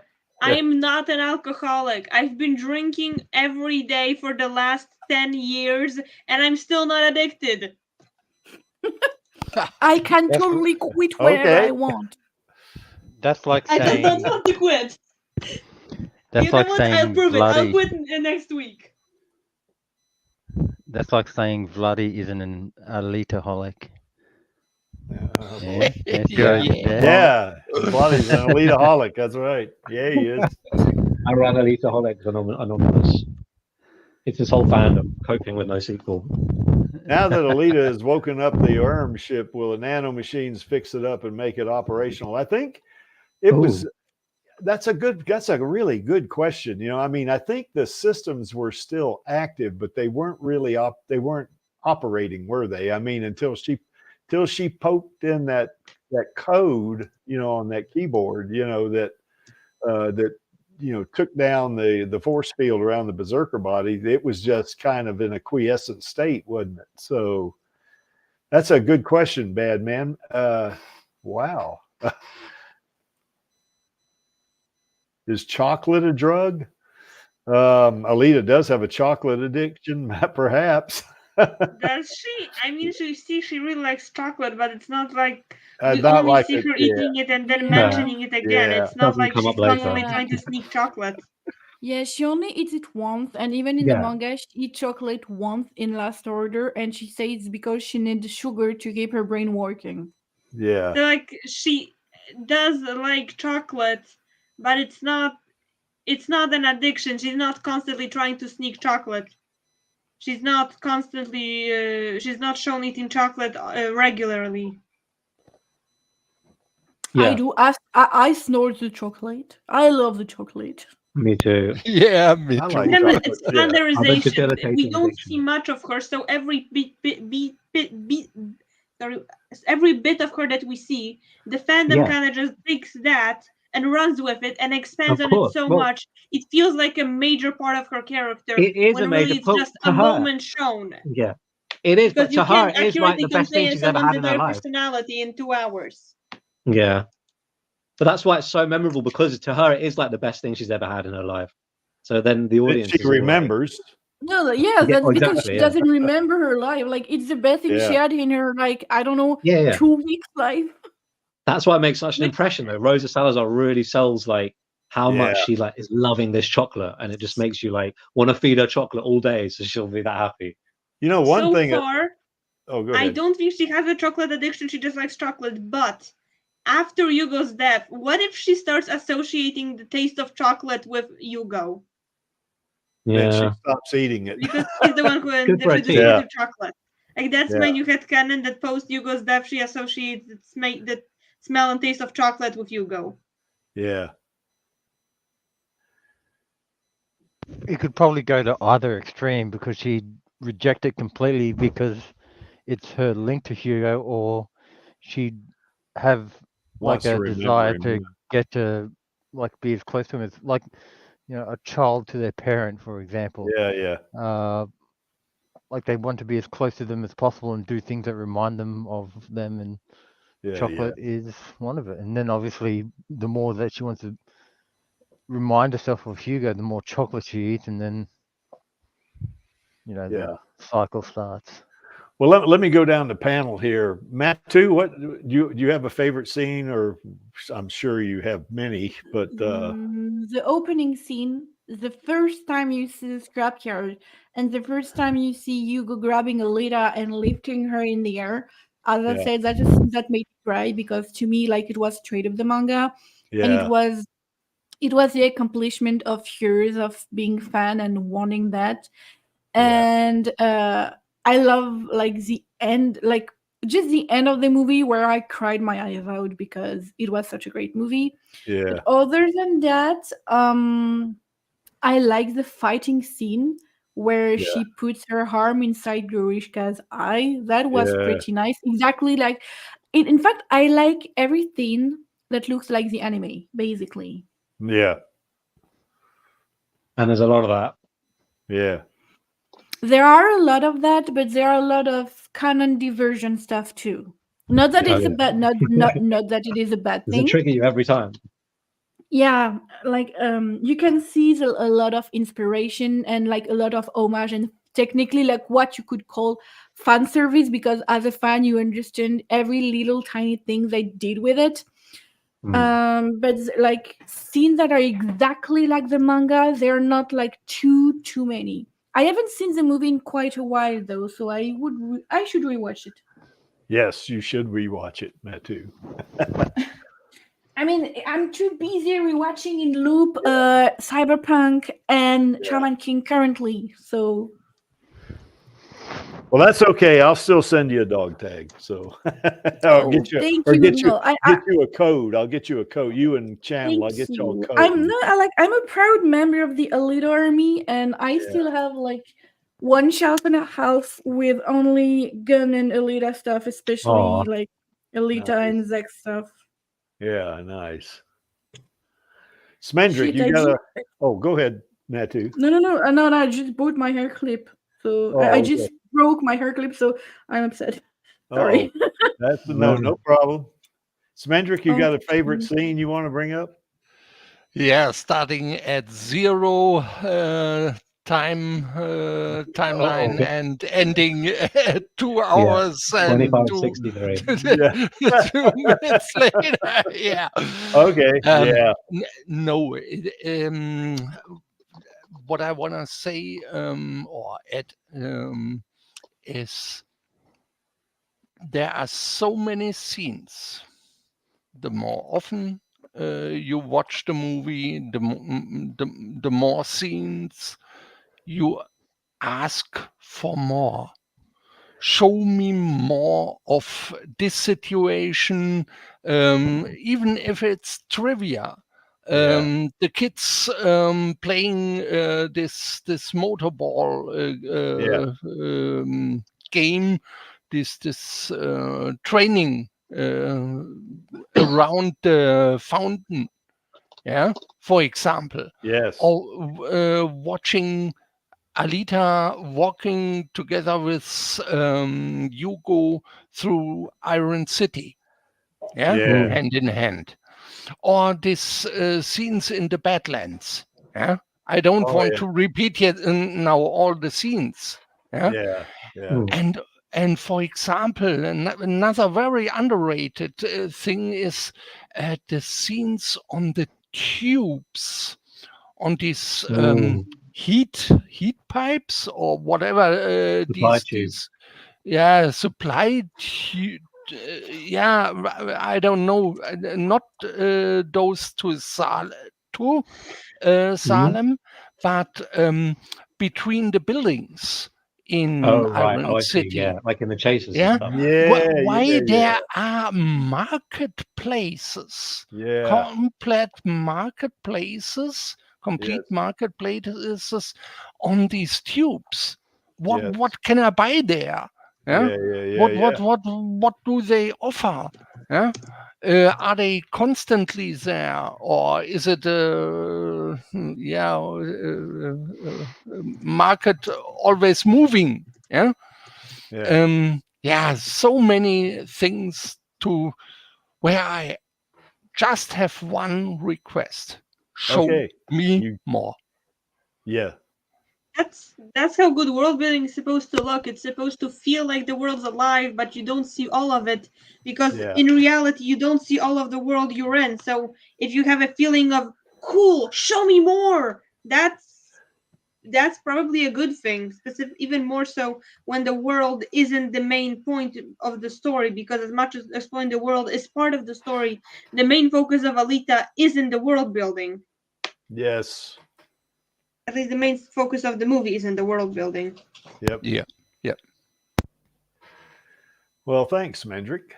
I think I have to agree with you about from time 0 till 2 hours, 2 minutes and 59 seconds. Absolutely. Vladi, do you have a favorite scene you want to bring up? I mean, we've talked about all of them, so many, but let's say the one on the supply tube, the finale, it's just so perfect. Yeah. The way the music swells with her theme at its most climactic. Yeah. And it's like teased perfectly. It's built up with like foreshadowing, because obviously the whole thing of them like looking up to Zalem. Now they're like on that tube that they looked at right near the start when they were falling in love. It's just so like Shakespearean, poetic. It's just beautifully done. And then obviously Alita's like a one moment of happiness when she thinks Hugo's going to come down with her and maybe she can save him, but then alas, Nova has other ideas. Yep. And she loses him. And then the music just, it's just so perfect. And they have the epilogue at the end. And they just built this character and this world so amazingly well. It just like, I wish I could watch it. Yeah. It frustrates me so much that I still have to watch it with still being angry that we still don't have a sequel. Yeah. It frustrates me so much. It deserves a sequel. I don't know how Disney expect people to let them get away with it if it doesn't happen. Yeah. How about you, Angelus? You got a favorite scene?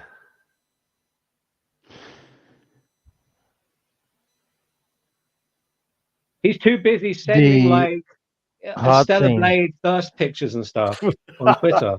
Yeah. Like, focus on the stream, man. Stop DMing me. Like, it's like harassment at this point. What? Stop I've DMing been you? DMing Matthew for half the stream. He keeps sending me Stellar Blade Eve like dirty shots. I heard they were going to make a PC game out of that. If they do, I'm buying that game. Why don't you check your DMs and I'm not responding. I don't encourage you. Because that sending people theory. lewds without them when they clearly made it when they made it clear they don't want to see your loot collection is sexual harassment. Oh wait, it's not. It wasn't Stellar. Sorry, he's doing Stellar Blade like postings in a different chat. In the private DM, he's just sending me Dua Lipa dancing. I'm like, what the hell, man? I'm trying to focus on the stream here. What are you doing? Multitask. Yeah, I think I know what Angelus would say. Any scene that's got uwu in it. No, ultimately the one that comes to mind is the one where it's linked with my favorite Junkie XL track, which is the heart scene. Oh yeah. Gorgeous scene. Yeah, it is. Like, that's where everything comes together. The visuals, the music, the characters themselves, everything is like in perfect harmony, if you will, or synchronization, whatever you want to call it. Really sweet scene, isn't it? Yeah, wow. Yeah. Even like a touch of humor with Alita doing the whole Spider-Man thing in the window. Yeah. As well. Yeah. Yeah, I liked it running across the top. Of course, they got that from Sonic Finger, but where she was running across the top of the roofs, that was pretty cool. So, Channel, any favorite scene you want to? I like most of the movie, and I have way more fun talking about things that that went wrong than when the things that went perfectly right. Because if I didn't like the movie, I wouldn't be on the stream, and all of you are praising it. So I am more focusing on finding problems, because if you really like something and you can only say, if you only can say good things about something, that kind of makes you, about your favorite movie or favorite series or something, it kind of makes you feel like you're insecure and you're aggressively defending it from no one. So really, you should be able to see both the things that went right and the things that went wrong to have a healthy relationship with something. And you all spend so much time talking about everything you love in Alita. Most of it has been already covered. I'm just having way more fun pointing out the side that doesn't feel as glorious to cover. Yeah, well, to your point too, one of the things about I absolutely liked the movie. Yeah. Just most of the positives were already covered, so I'm not gonna be a broken record. Well, I think to your point, though, is that one of the things about the movie, too, I mean, I love the movie, but they cut out 30 minutes of it, and there's some places in there where, like, for instance, when Hugo tells Alita that Vector wants her to try out for the second league, and it's like almost like the next shot, she's on the track, almost, in the novelization, she goes through, at least, I don't know, anywhere from 3 to 6 weeks of training, Hugo training her, and then a lot of those scenes. Now, there was a scene, that in the novelization, and they also deleted it, where she skates around and he's supposed to hit her with a 2x4, and, she just puts her arm up and the 2x4 breaks on her arm, you know, and she jumps on Hugo and straddles him like she's going to punch him. And he's like, oh my God, you know, like this, you know. And he said, well, did anything come back? And then her whole demeanor changes. That would have been so neat to see. That should have been in the movie. Yes. As much as that should have been the movie, the fact that he says we should go on the track and they're immediately on track, that makes sense in movie conventions, because a book can edit stuff in, and if you're tired of reading it, you're just gonna come back later. A series can also afford itself a lot of time, and as long as it knows it has enough episodes. A movie has to deliver the whole story in a hopefully not too confusing way. I mean, some movies are confusing on purpose. Alita is not one of those movies. So an action movie, it has to deliver the story in a hopefully non-confusing way within 2 hours. So it can't really take time for realism. Like when you notice in movies, characters never have to stand in line for anything unless it's relevant to the plot. They never have to randomly abandon the plot to go find the toilet because nature calls, unless meeting what's going to happen in the bathroom is relevant for the plot.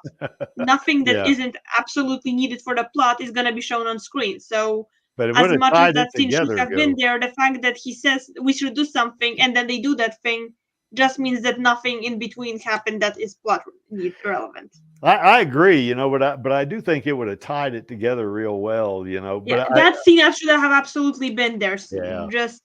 I'm just explaining why they skip around. Oh, I agree as much as most people wouldn't mind watching Alita get dressed or just watching Alita comb her hair, brush her hair, because it's that well animated. I mean, some of you just could watch Alita do absolutely anything and would drool over it. I think it would absolutely still be nice if they had scenes like Alita, if they had little scenes with Alita every day, because she's just so well animated. It's still like a show of technology and showing of humanity. But the movie's not long enough to allow for both action and a ton of action and a ton of slice of life. So they had to cut one out, and they cut out the slice of life. Which is a shame, because it would have been nice, but just you can't fit everything in a 2-hour movie. Yeah, that's true. But Badman says it'd been comical, the training, you know, and in the novelization it was comical because she literally tore that track up, that training track that Hugo and Tanji had built. She just tore it to hell. So it was, I can imagine that would have been funny to see that kind of thing going on, you know, and they probably didn't want it to be too comical, I guess, like which is a shame, because the manga absolutely at times does not treat itself seriously, whereas the movie is constantly treating itself so seriously. It almost feels like it clashes with the manga. Yeah, that's right. Well, they took some liberties, didn't they? I mean, I think the movie's faithful to the manga, but you're right. It's faithful in material mostly, but it doesn't feel faithful in tone. It feels like the manga is usually, at least the early manga, is usually goofy or gritty, and then there's moments where it's really profound. Whereas the movie's trying to be profound 60% of the time. Yeah, that's right. Which specific scenes turn out really well, and the movie as a whole turns out also really well, but it doesn't just, it also feels overall a bit off, like it's trying to be too profound for what it is, whereas the manga, which is arguably way more profound, doesn't treat itself as if it is profound. Yeah. Which is what kind of makes it better work as something profound, because again, if you have to, it doesn't have this air of extreme self-importance. With how much technology was put into this movie, the air of self-importance is absolutely understandable. Yes, it is. But the manga absolutely does well for not. It absolutely goes in the manga's benefit that it doesn't have that air. Yeah, not blaming the movie, just pointing out something neat in the manga. Yeah. Asylum saying where the movie could have gone slightly better. Yeah, Asylum says that kiss they had, you know, that scene where Hugo said that Alita tasted like electricity. Yeah, little things like that. I think it was meant to be raining. They just couldn't do the. I think it wasn't not actually raining, but they just. It was raining in the movie. Yeah, it was. They didn't. They didn't do the VFX on Alita. It was the rain effects. That'd be something, you know. For I mean, Hugo, in my opinion, already he screwed up one time when he picked her up, you know, when she, you know, and he said, "Oh, you're heavy." I went, "You dumbass," you know. But now he would go and do the scene. Kids said, "Oh, you taste like electricity." Okay, that's another dumbass thing to say, Hugo. He's honest. Yeah, at least he's honest. Yeah, that's right. Yeah. Anybody in the chat? I know a couple of you have put your favorite scene out there. Let's see. Who? Well, Panini Freak. I haven't seen your favorite scene yet, or did you put one in there? I just missed it. Let's see. Bad Man put his favorite scene out there. It looks like.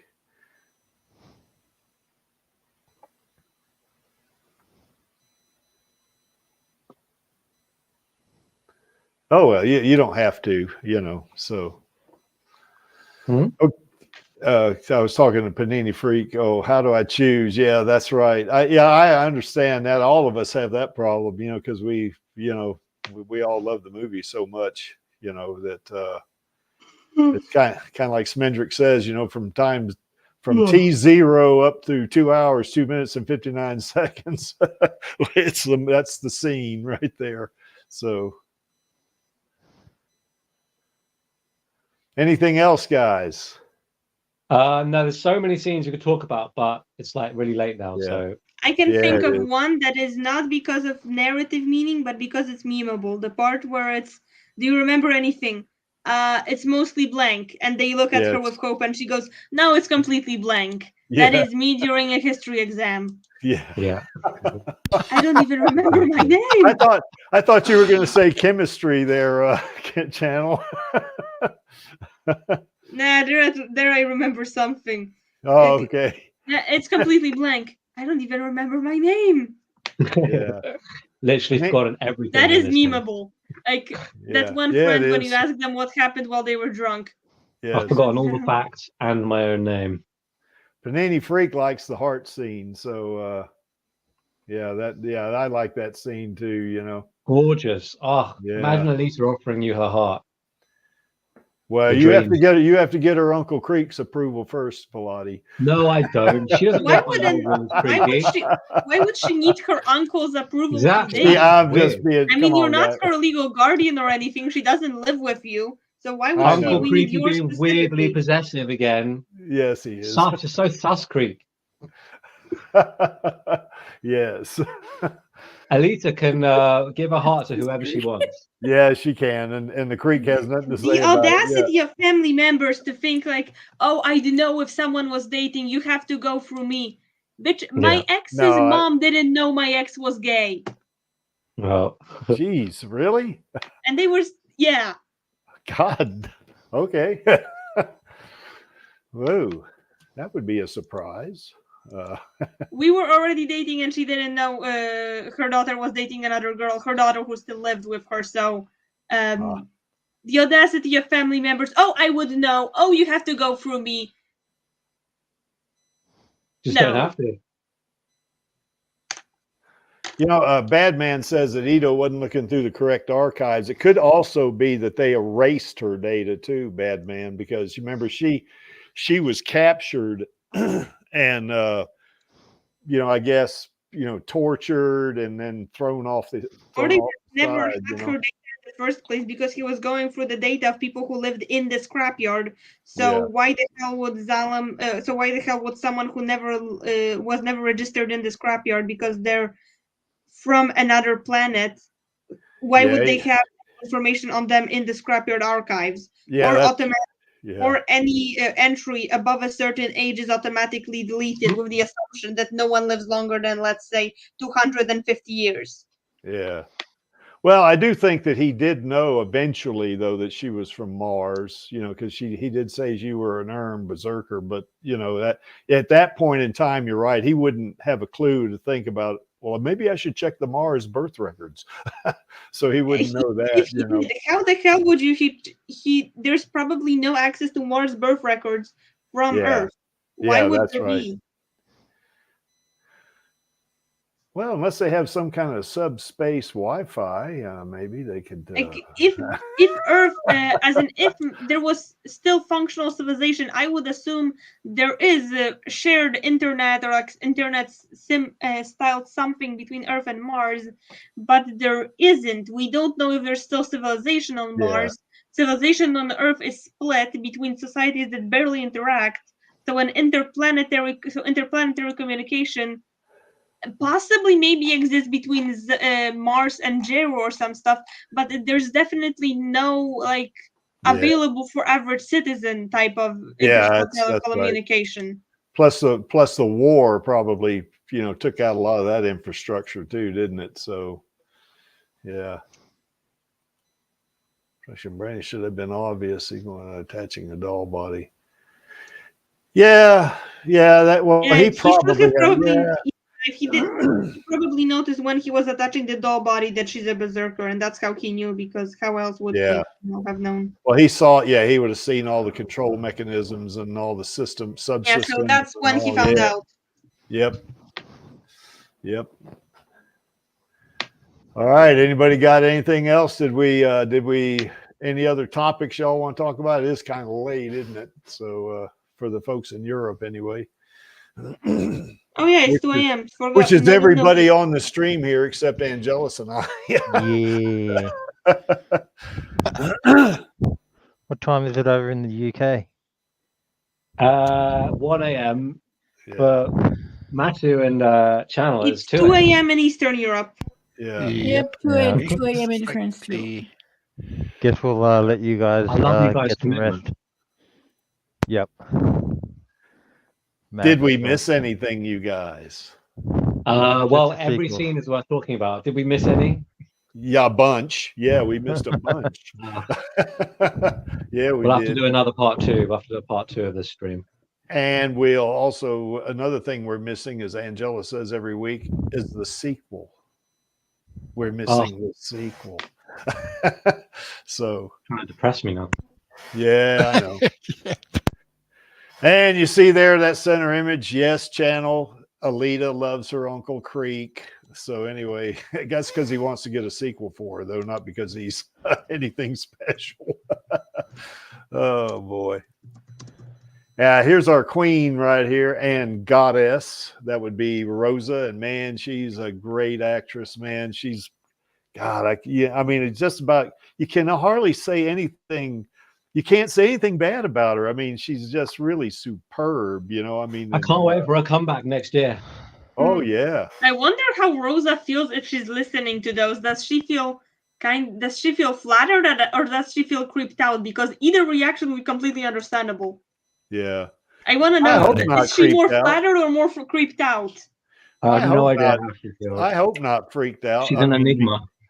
Well, I think, that, I think all of us just, I mean, we do love her, but I mean, we think highly of her as an actress, we think she's great at her trade, and I know I respect her, although I don't really know her, obviously, so I don't know how you would respect her, but well, what do we have here? We have Panini Freak on the stream. Hi, I'm just saying how this works. So, hello. What's up? It's working. It's working. That's all. Yep. It's working well. So it's so good to hear your voice, Panini Freak. Another girl.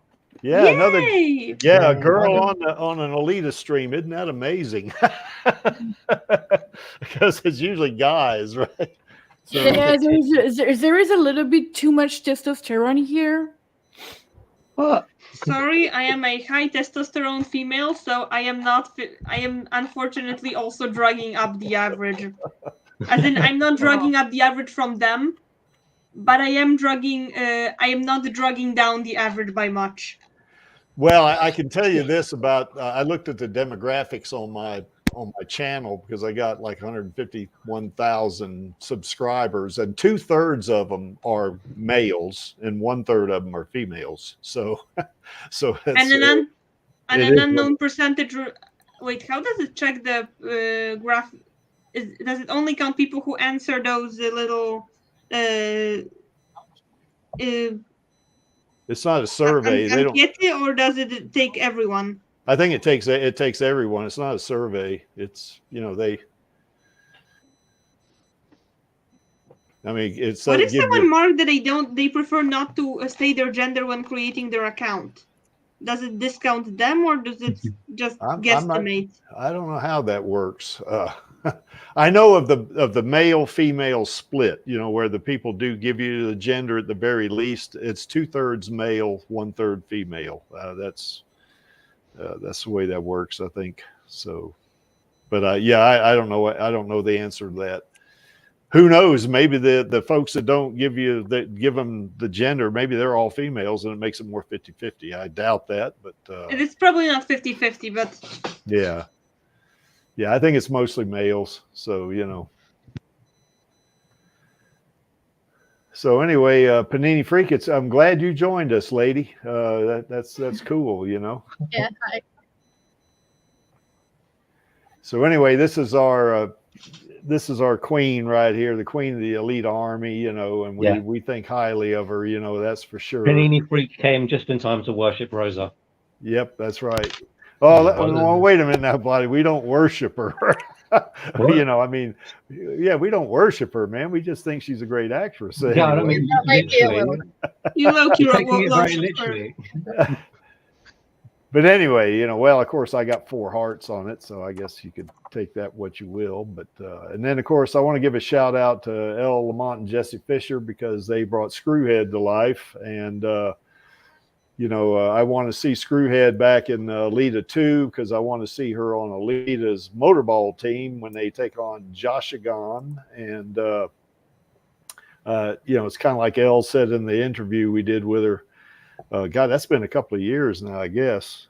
That Alita and Screwhead make up and they just want to, Screwhead feels like, she's been taken advantage of and she's been lied to. And she's now, what was the term she used, Angelus? We're just going to burn it all down or something like that, she said, But anyway, all three of these ladies are really good at what they do. Certainly Rosa and Elle, really good actresses, and Jessie, a great stunt woman. So, we definitely want to see them all three back in the sequel and sequels. Although I'm not sure Screwhead would make it into Alita 3 because that's going to be the Badlands arc. Who knows though? They might do it. Is she a manga character or was she created for the movie specifically? She's not a manga character. They created her just for the movie, but I mean they created her in the style of the manga. But yeah, she's not a manga character. She's in the style of the manga, but it doesn't feel like it makes. She might have a cameo, but it doesn't feel like it makes sense for her to stay with Alita because the whole point is that post the first volume, Alita's lost everyone in her life. Yugo, as in Ido, is dead. The Koyomi and Shumira are sticking with the guy from the bar, and he hates her for ruining the bar. So everyone, most of Alita's fans got, there's an in-world, her fan club got killed by Zapam. So that's the point, that she has no one from her life to cling on to. So if she had like a good ally that's sticking to her, that would undermine that point. Yeah, that's right. I agree with that, but I do think though that, well, I don't think certainly that Screwhead would make it to Alita 3 because that's going to be the Badlands arc. Alita 2, I could see her making it, but you might be right on that channel. It might be just a cameo or something like that. But I hope not. I hope it's I hope they do come up with a way that these two reconcile, Screwhead and Alita. I'm assuming, I'm saying that maybe a cameo in the third movie assuming that she didn't get killed in the second and that they didn't stay too close as a team, but they reconciled enough to be a team in this second movie, then that I guess could work. I could go with that. She can't keep. She can't stay an ally in the third movie. I could go without with completely rewriting the story, which they might do. But if they rewrite the story anyways and they keep her in, that makes sense. But they're not gonna rewrite the story for the sake of a minor character. Yeah, I don't think so. Just because one of the online fans is really, really asking for it. Yeah, if you want to see the version where Screwhead stays as part of the main cast, that AO3 exists. Go commission a fanfic writer or learn how to write fanfic yourself. Yeah. Well, anyway, as I was saying, there is such a thing to me as a massive category as would make for a good fanfic, but I do not want to see in canon, which is basically things that I agree would be interesting, but are either so far removed from the main plot, so undermining of the main plot, or so non-canon compliant, or just straight up would be too controversial that this one's not controversial, just completely removed from the main story, that I think would be very good fan fiction. Please don't do it in canon. Please go write a fanfic. Yeah, well, I Maxie did a fanfic, and I don't recall seeing Screwhead in his fanfic. Do you remember? I mean, that, I also Angela? write fanfics, but those are mostly short fics. Yeah, well, Maxie's is fairly long. I mean, it's not as long as Lee Lemon's. Lee Lemon's got like 30 odd volumes, something like that. Where Maxie has 10, and we've been bugging him to write the 11th one, but he's still on hold on that. He's going quality over quantity. Yes, he is. Yes, he is. And with how long he's taking, the quality better be stellar. It better be. That's right. But anyway, I don't recall seeing Screwhead in his fanfic, so I'm not sure about that. But if you want me to write something with Screwhead, and then maybe I could try to write it. Except she's not like one of the characters I'm invested in, and so you just maybe give me a scenario, and I'll try to write it out if you're interested in like a collab fanfic. I think we have the chance to see her in prequels or maybe in flashbacks again. That's a good. Yeah? That's a good point. It could be cool again, but I don't feel like she's an important enough character to warrant her own flashbacks. Like she has a good design, but she's not one of the main characters narratively. So like Yugo, this flashbacks definitely, Ito flashbacks definitely, some kind of. Martian, maybe Erica flashbacks, definitely.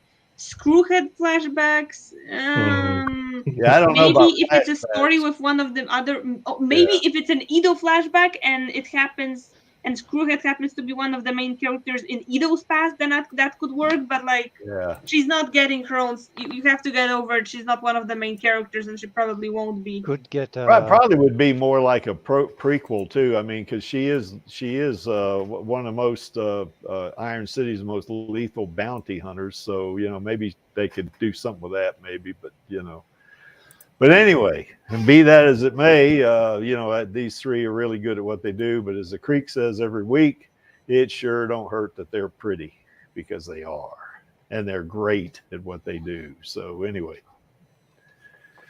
all right, tomorrow. Sorry if I'm not talking much. I can't think of anything to say sometimes. You're okay, Panini. We're just wrapping up anyway. We're just glad you came on, girl. That's all right. Yeah, it's great to hear another new voice. Yeah. Yep. And to make the gender statistics look better. Yeah, that's right. At least now it's 4-3 instead of like usually it's like 5-1 or something like that. I want to get Corso back on the stream. Now that Corso isn't she an original Alita Army type or? Yeah, she was on the very first stream.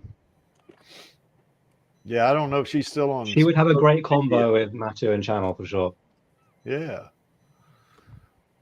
And now Panini Freak. She would have Panini Freak for sure, absolutely. Right. Hope to see you on the watch party.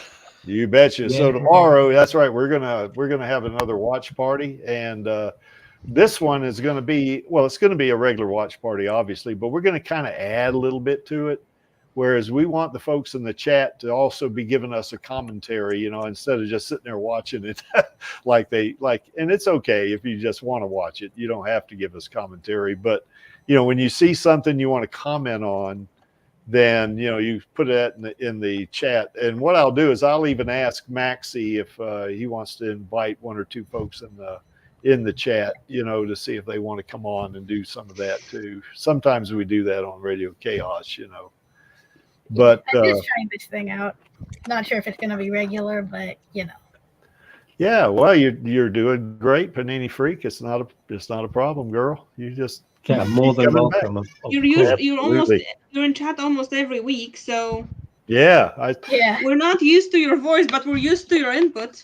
Yeah, that's right. Yeah, exactly. I remember the first 2 or 3 times you were in the chat, what was I calling you? Ponine Freak or something like that. I have something stupid like that. But anyway, but yeah, we're going to have a watch party tomorrow, and the chat's going to give us some commentary. And of course, you know, people like me and Vladi and Channel, we can't keep our mouths shut. So we, and Matt too, if she's on, we just love to talk over the movie, but we do it, but we do it in a very gracious way. You know, we don't, you know, we don't overshadow the movie, because Vladi would agree with this. You don't overshadow Alita, do you, Vladi? Impossible. Yes. So, you know, so it's going to be fun. We're going to really have a good time with this one, I think. And, you know, it's going to be a really nice time. Okay, so anyway, why is this image here? Well, that image is there is because the Creek likes it, and he's the producer and running the stream, although sometimes I lose control, of course, and that's all right. That's a neat image. Also, I gotta go. Oh, okay, Panini Freak. Well, thanks for joining us, lady. Yeah, we appreciate it. We're done now anyway. Bye. Yeah, you're welcome. See you tomorrow. Bye-bye. See ya. See you tomorrow, I think, hopefully. Yeah. All right, cool. No worries. Bye. And to paraphrase Gruwishka, I'm only here for our girl and the Alita Army. And of course, all of us in the Alita Army are only here for our girl. So that only leaves one thing, doesn't it? And that would be the call to action. And that would be on my count of 3. Well, we lost Channel. I wonder what happened. Our call to action won't be as powerful now. Yeah, that's right. They just needed to hang in there for 30 more seconds. Yeah.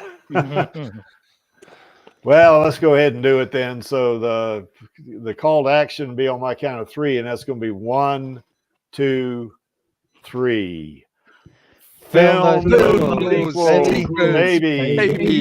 baby. All right. Well, Channel did get back on. That's just great. in time. Closed the wrong tab on accident. Yeah. It happens to me so much. Yeah. Okay, guys. We'll see you next week on the Alita live stream. We have a manga reading next week, and Radio Chaos tomorrow on the watch party. See you tomorrow. Bye. See you tomorrow. Bye. What's up, Alita Army? This is Hot Toys Alita, and I hope you enjoyed this week's Alita live stream. Please join my Uncle Creek, Angelus, and our other guests for next week's show. Remember, I do not stand by in the presence of evil, and film those sequels, baby. See you next time.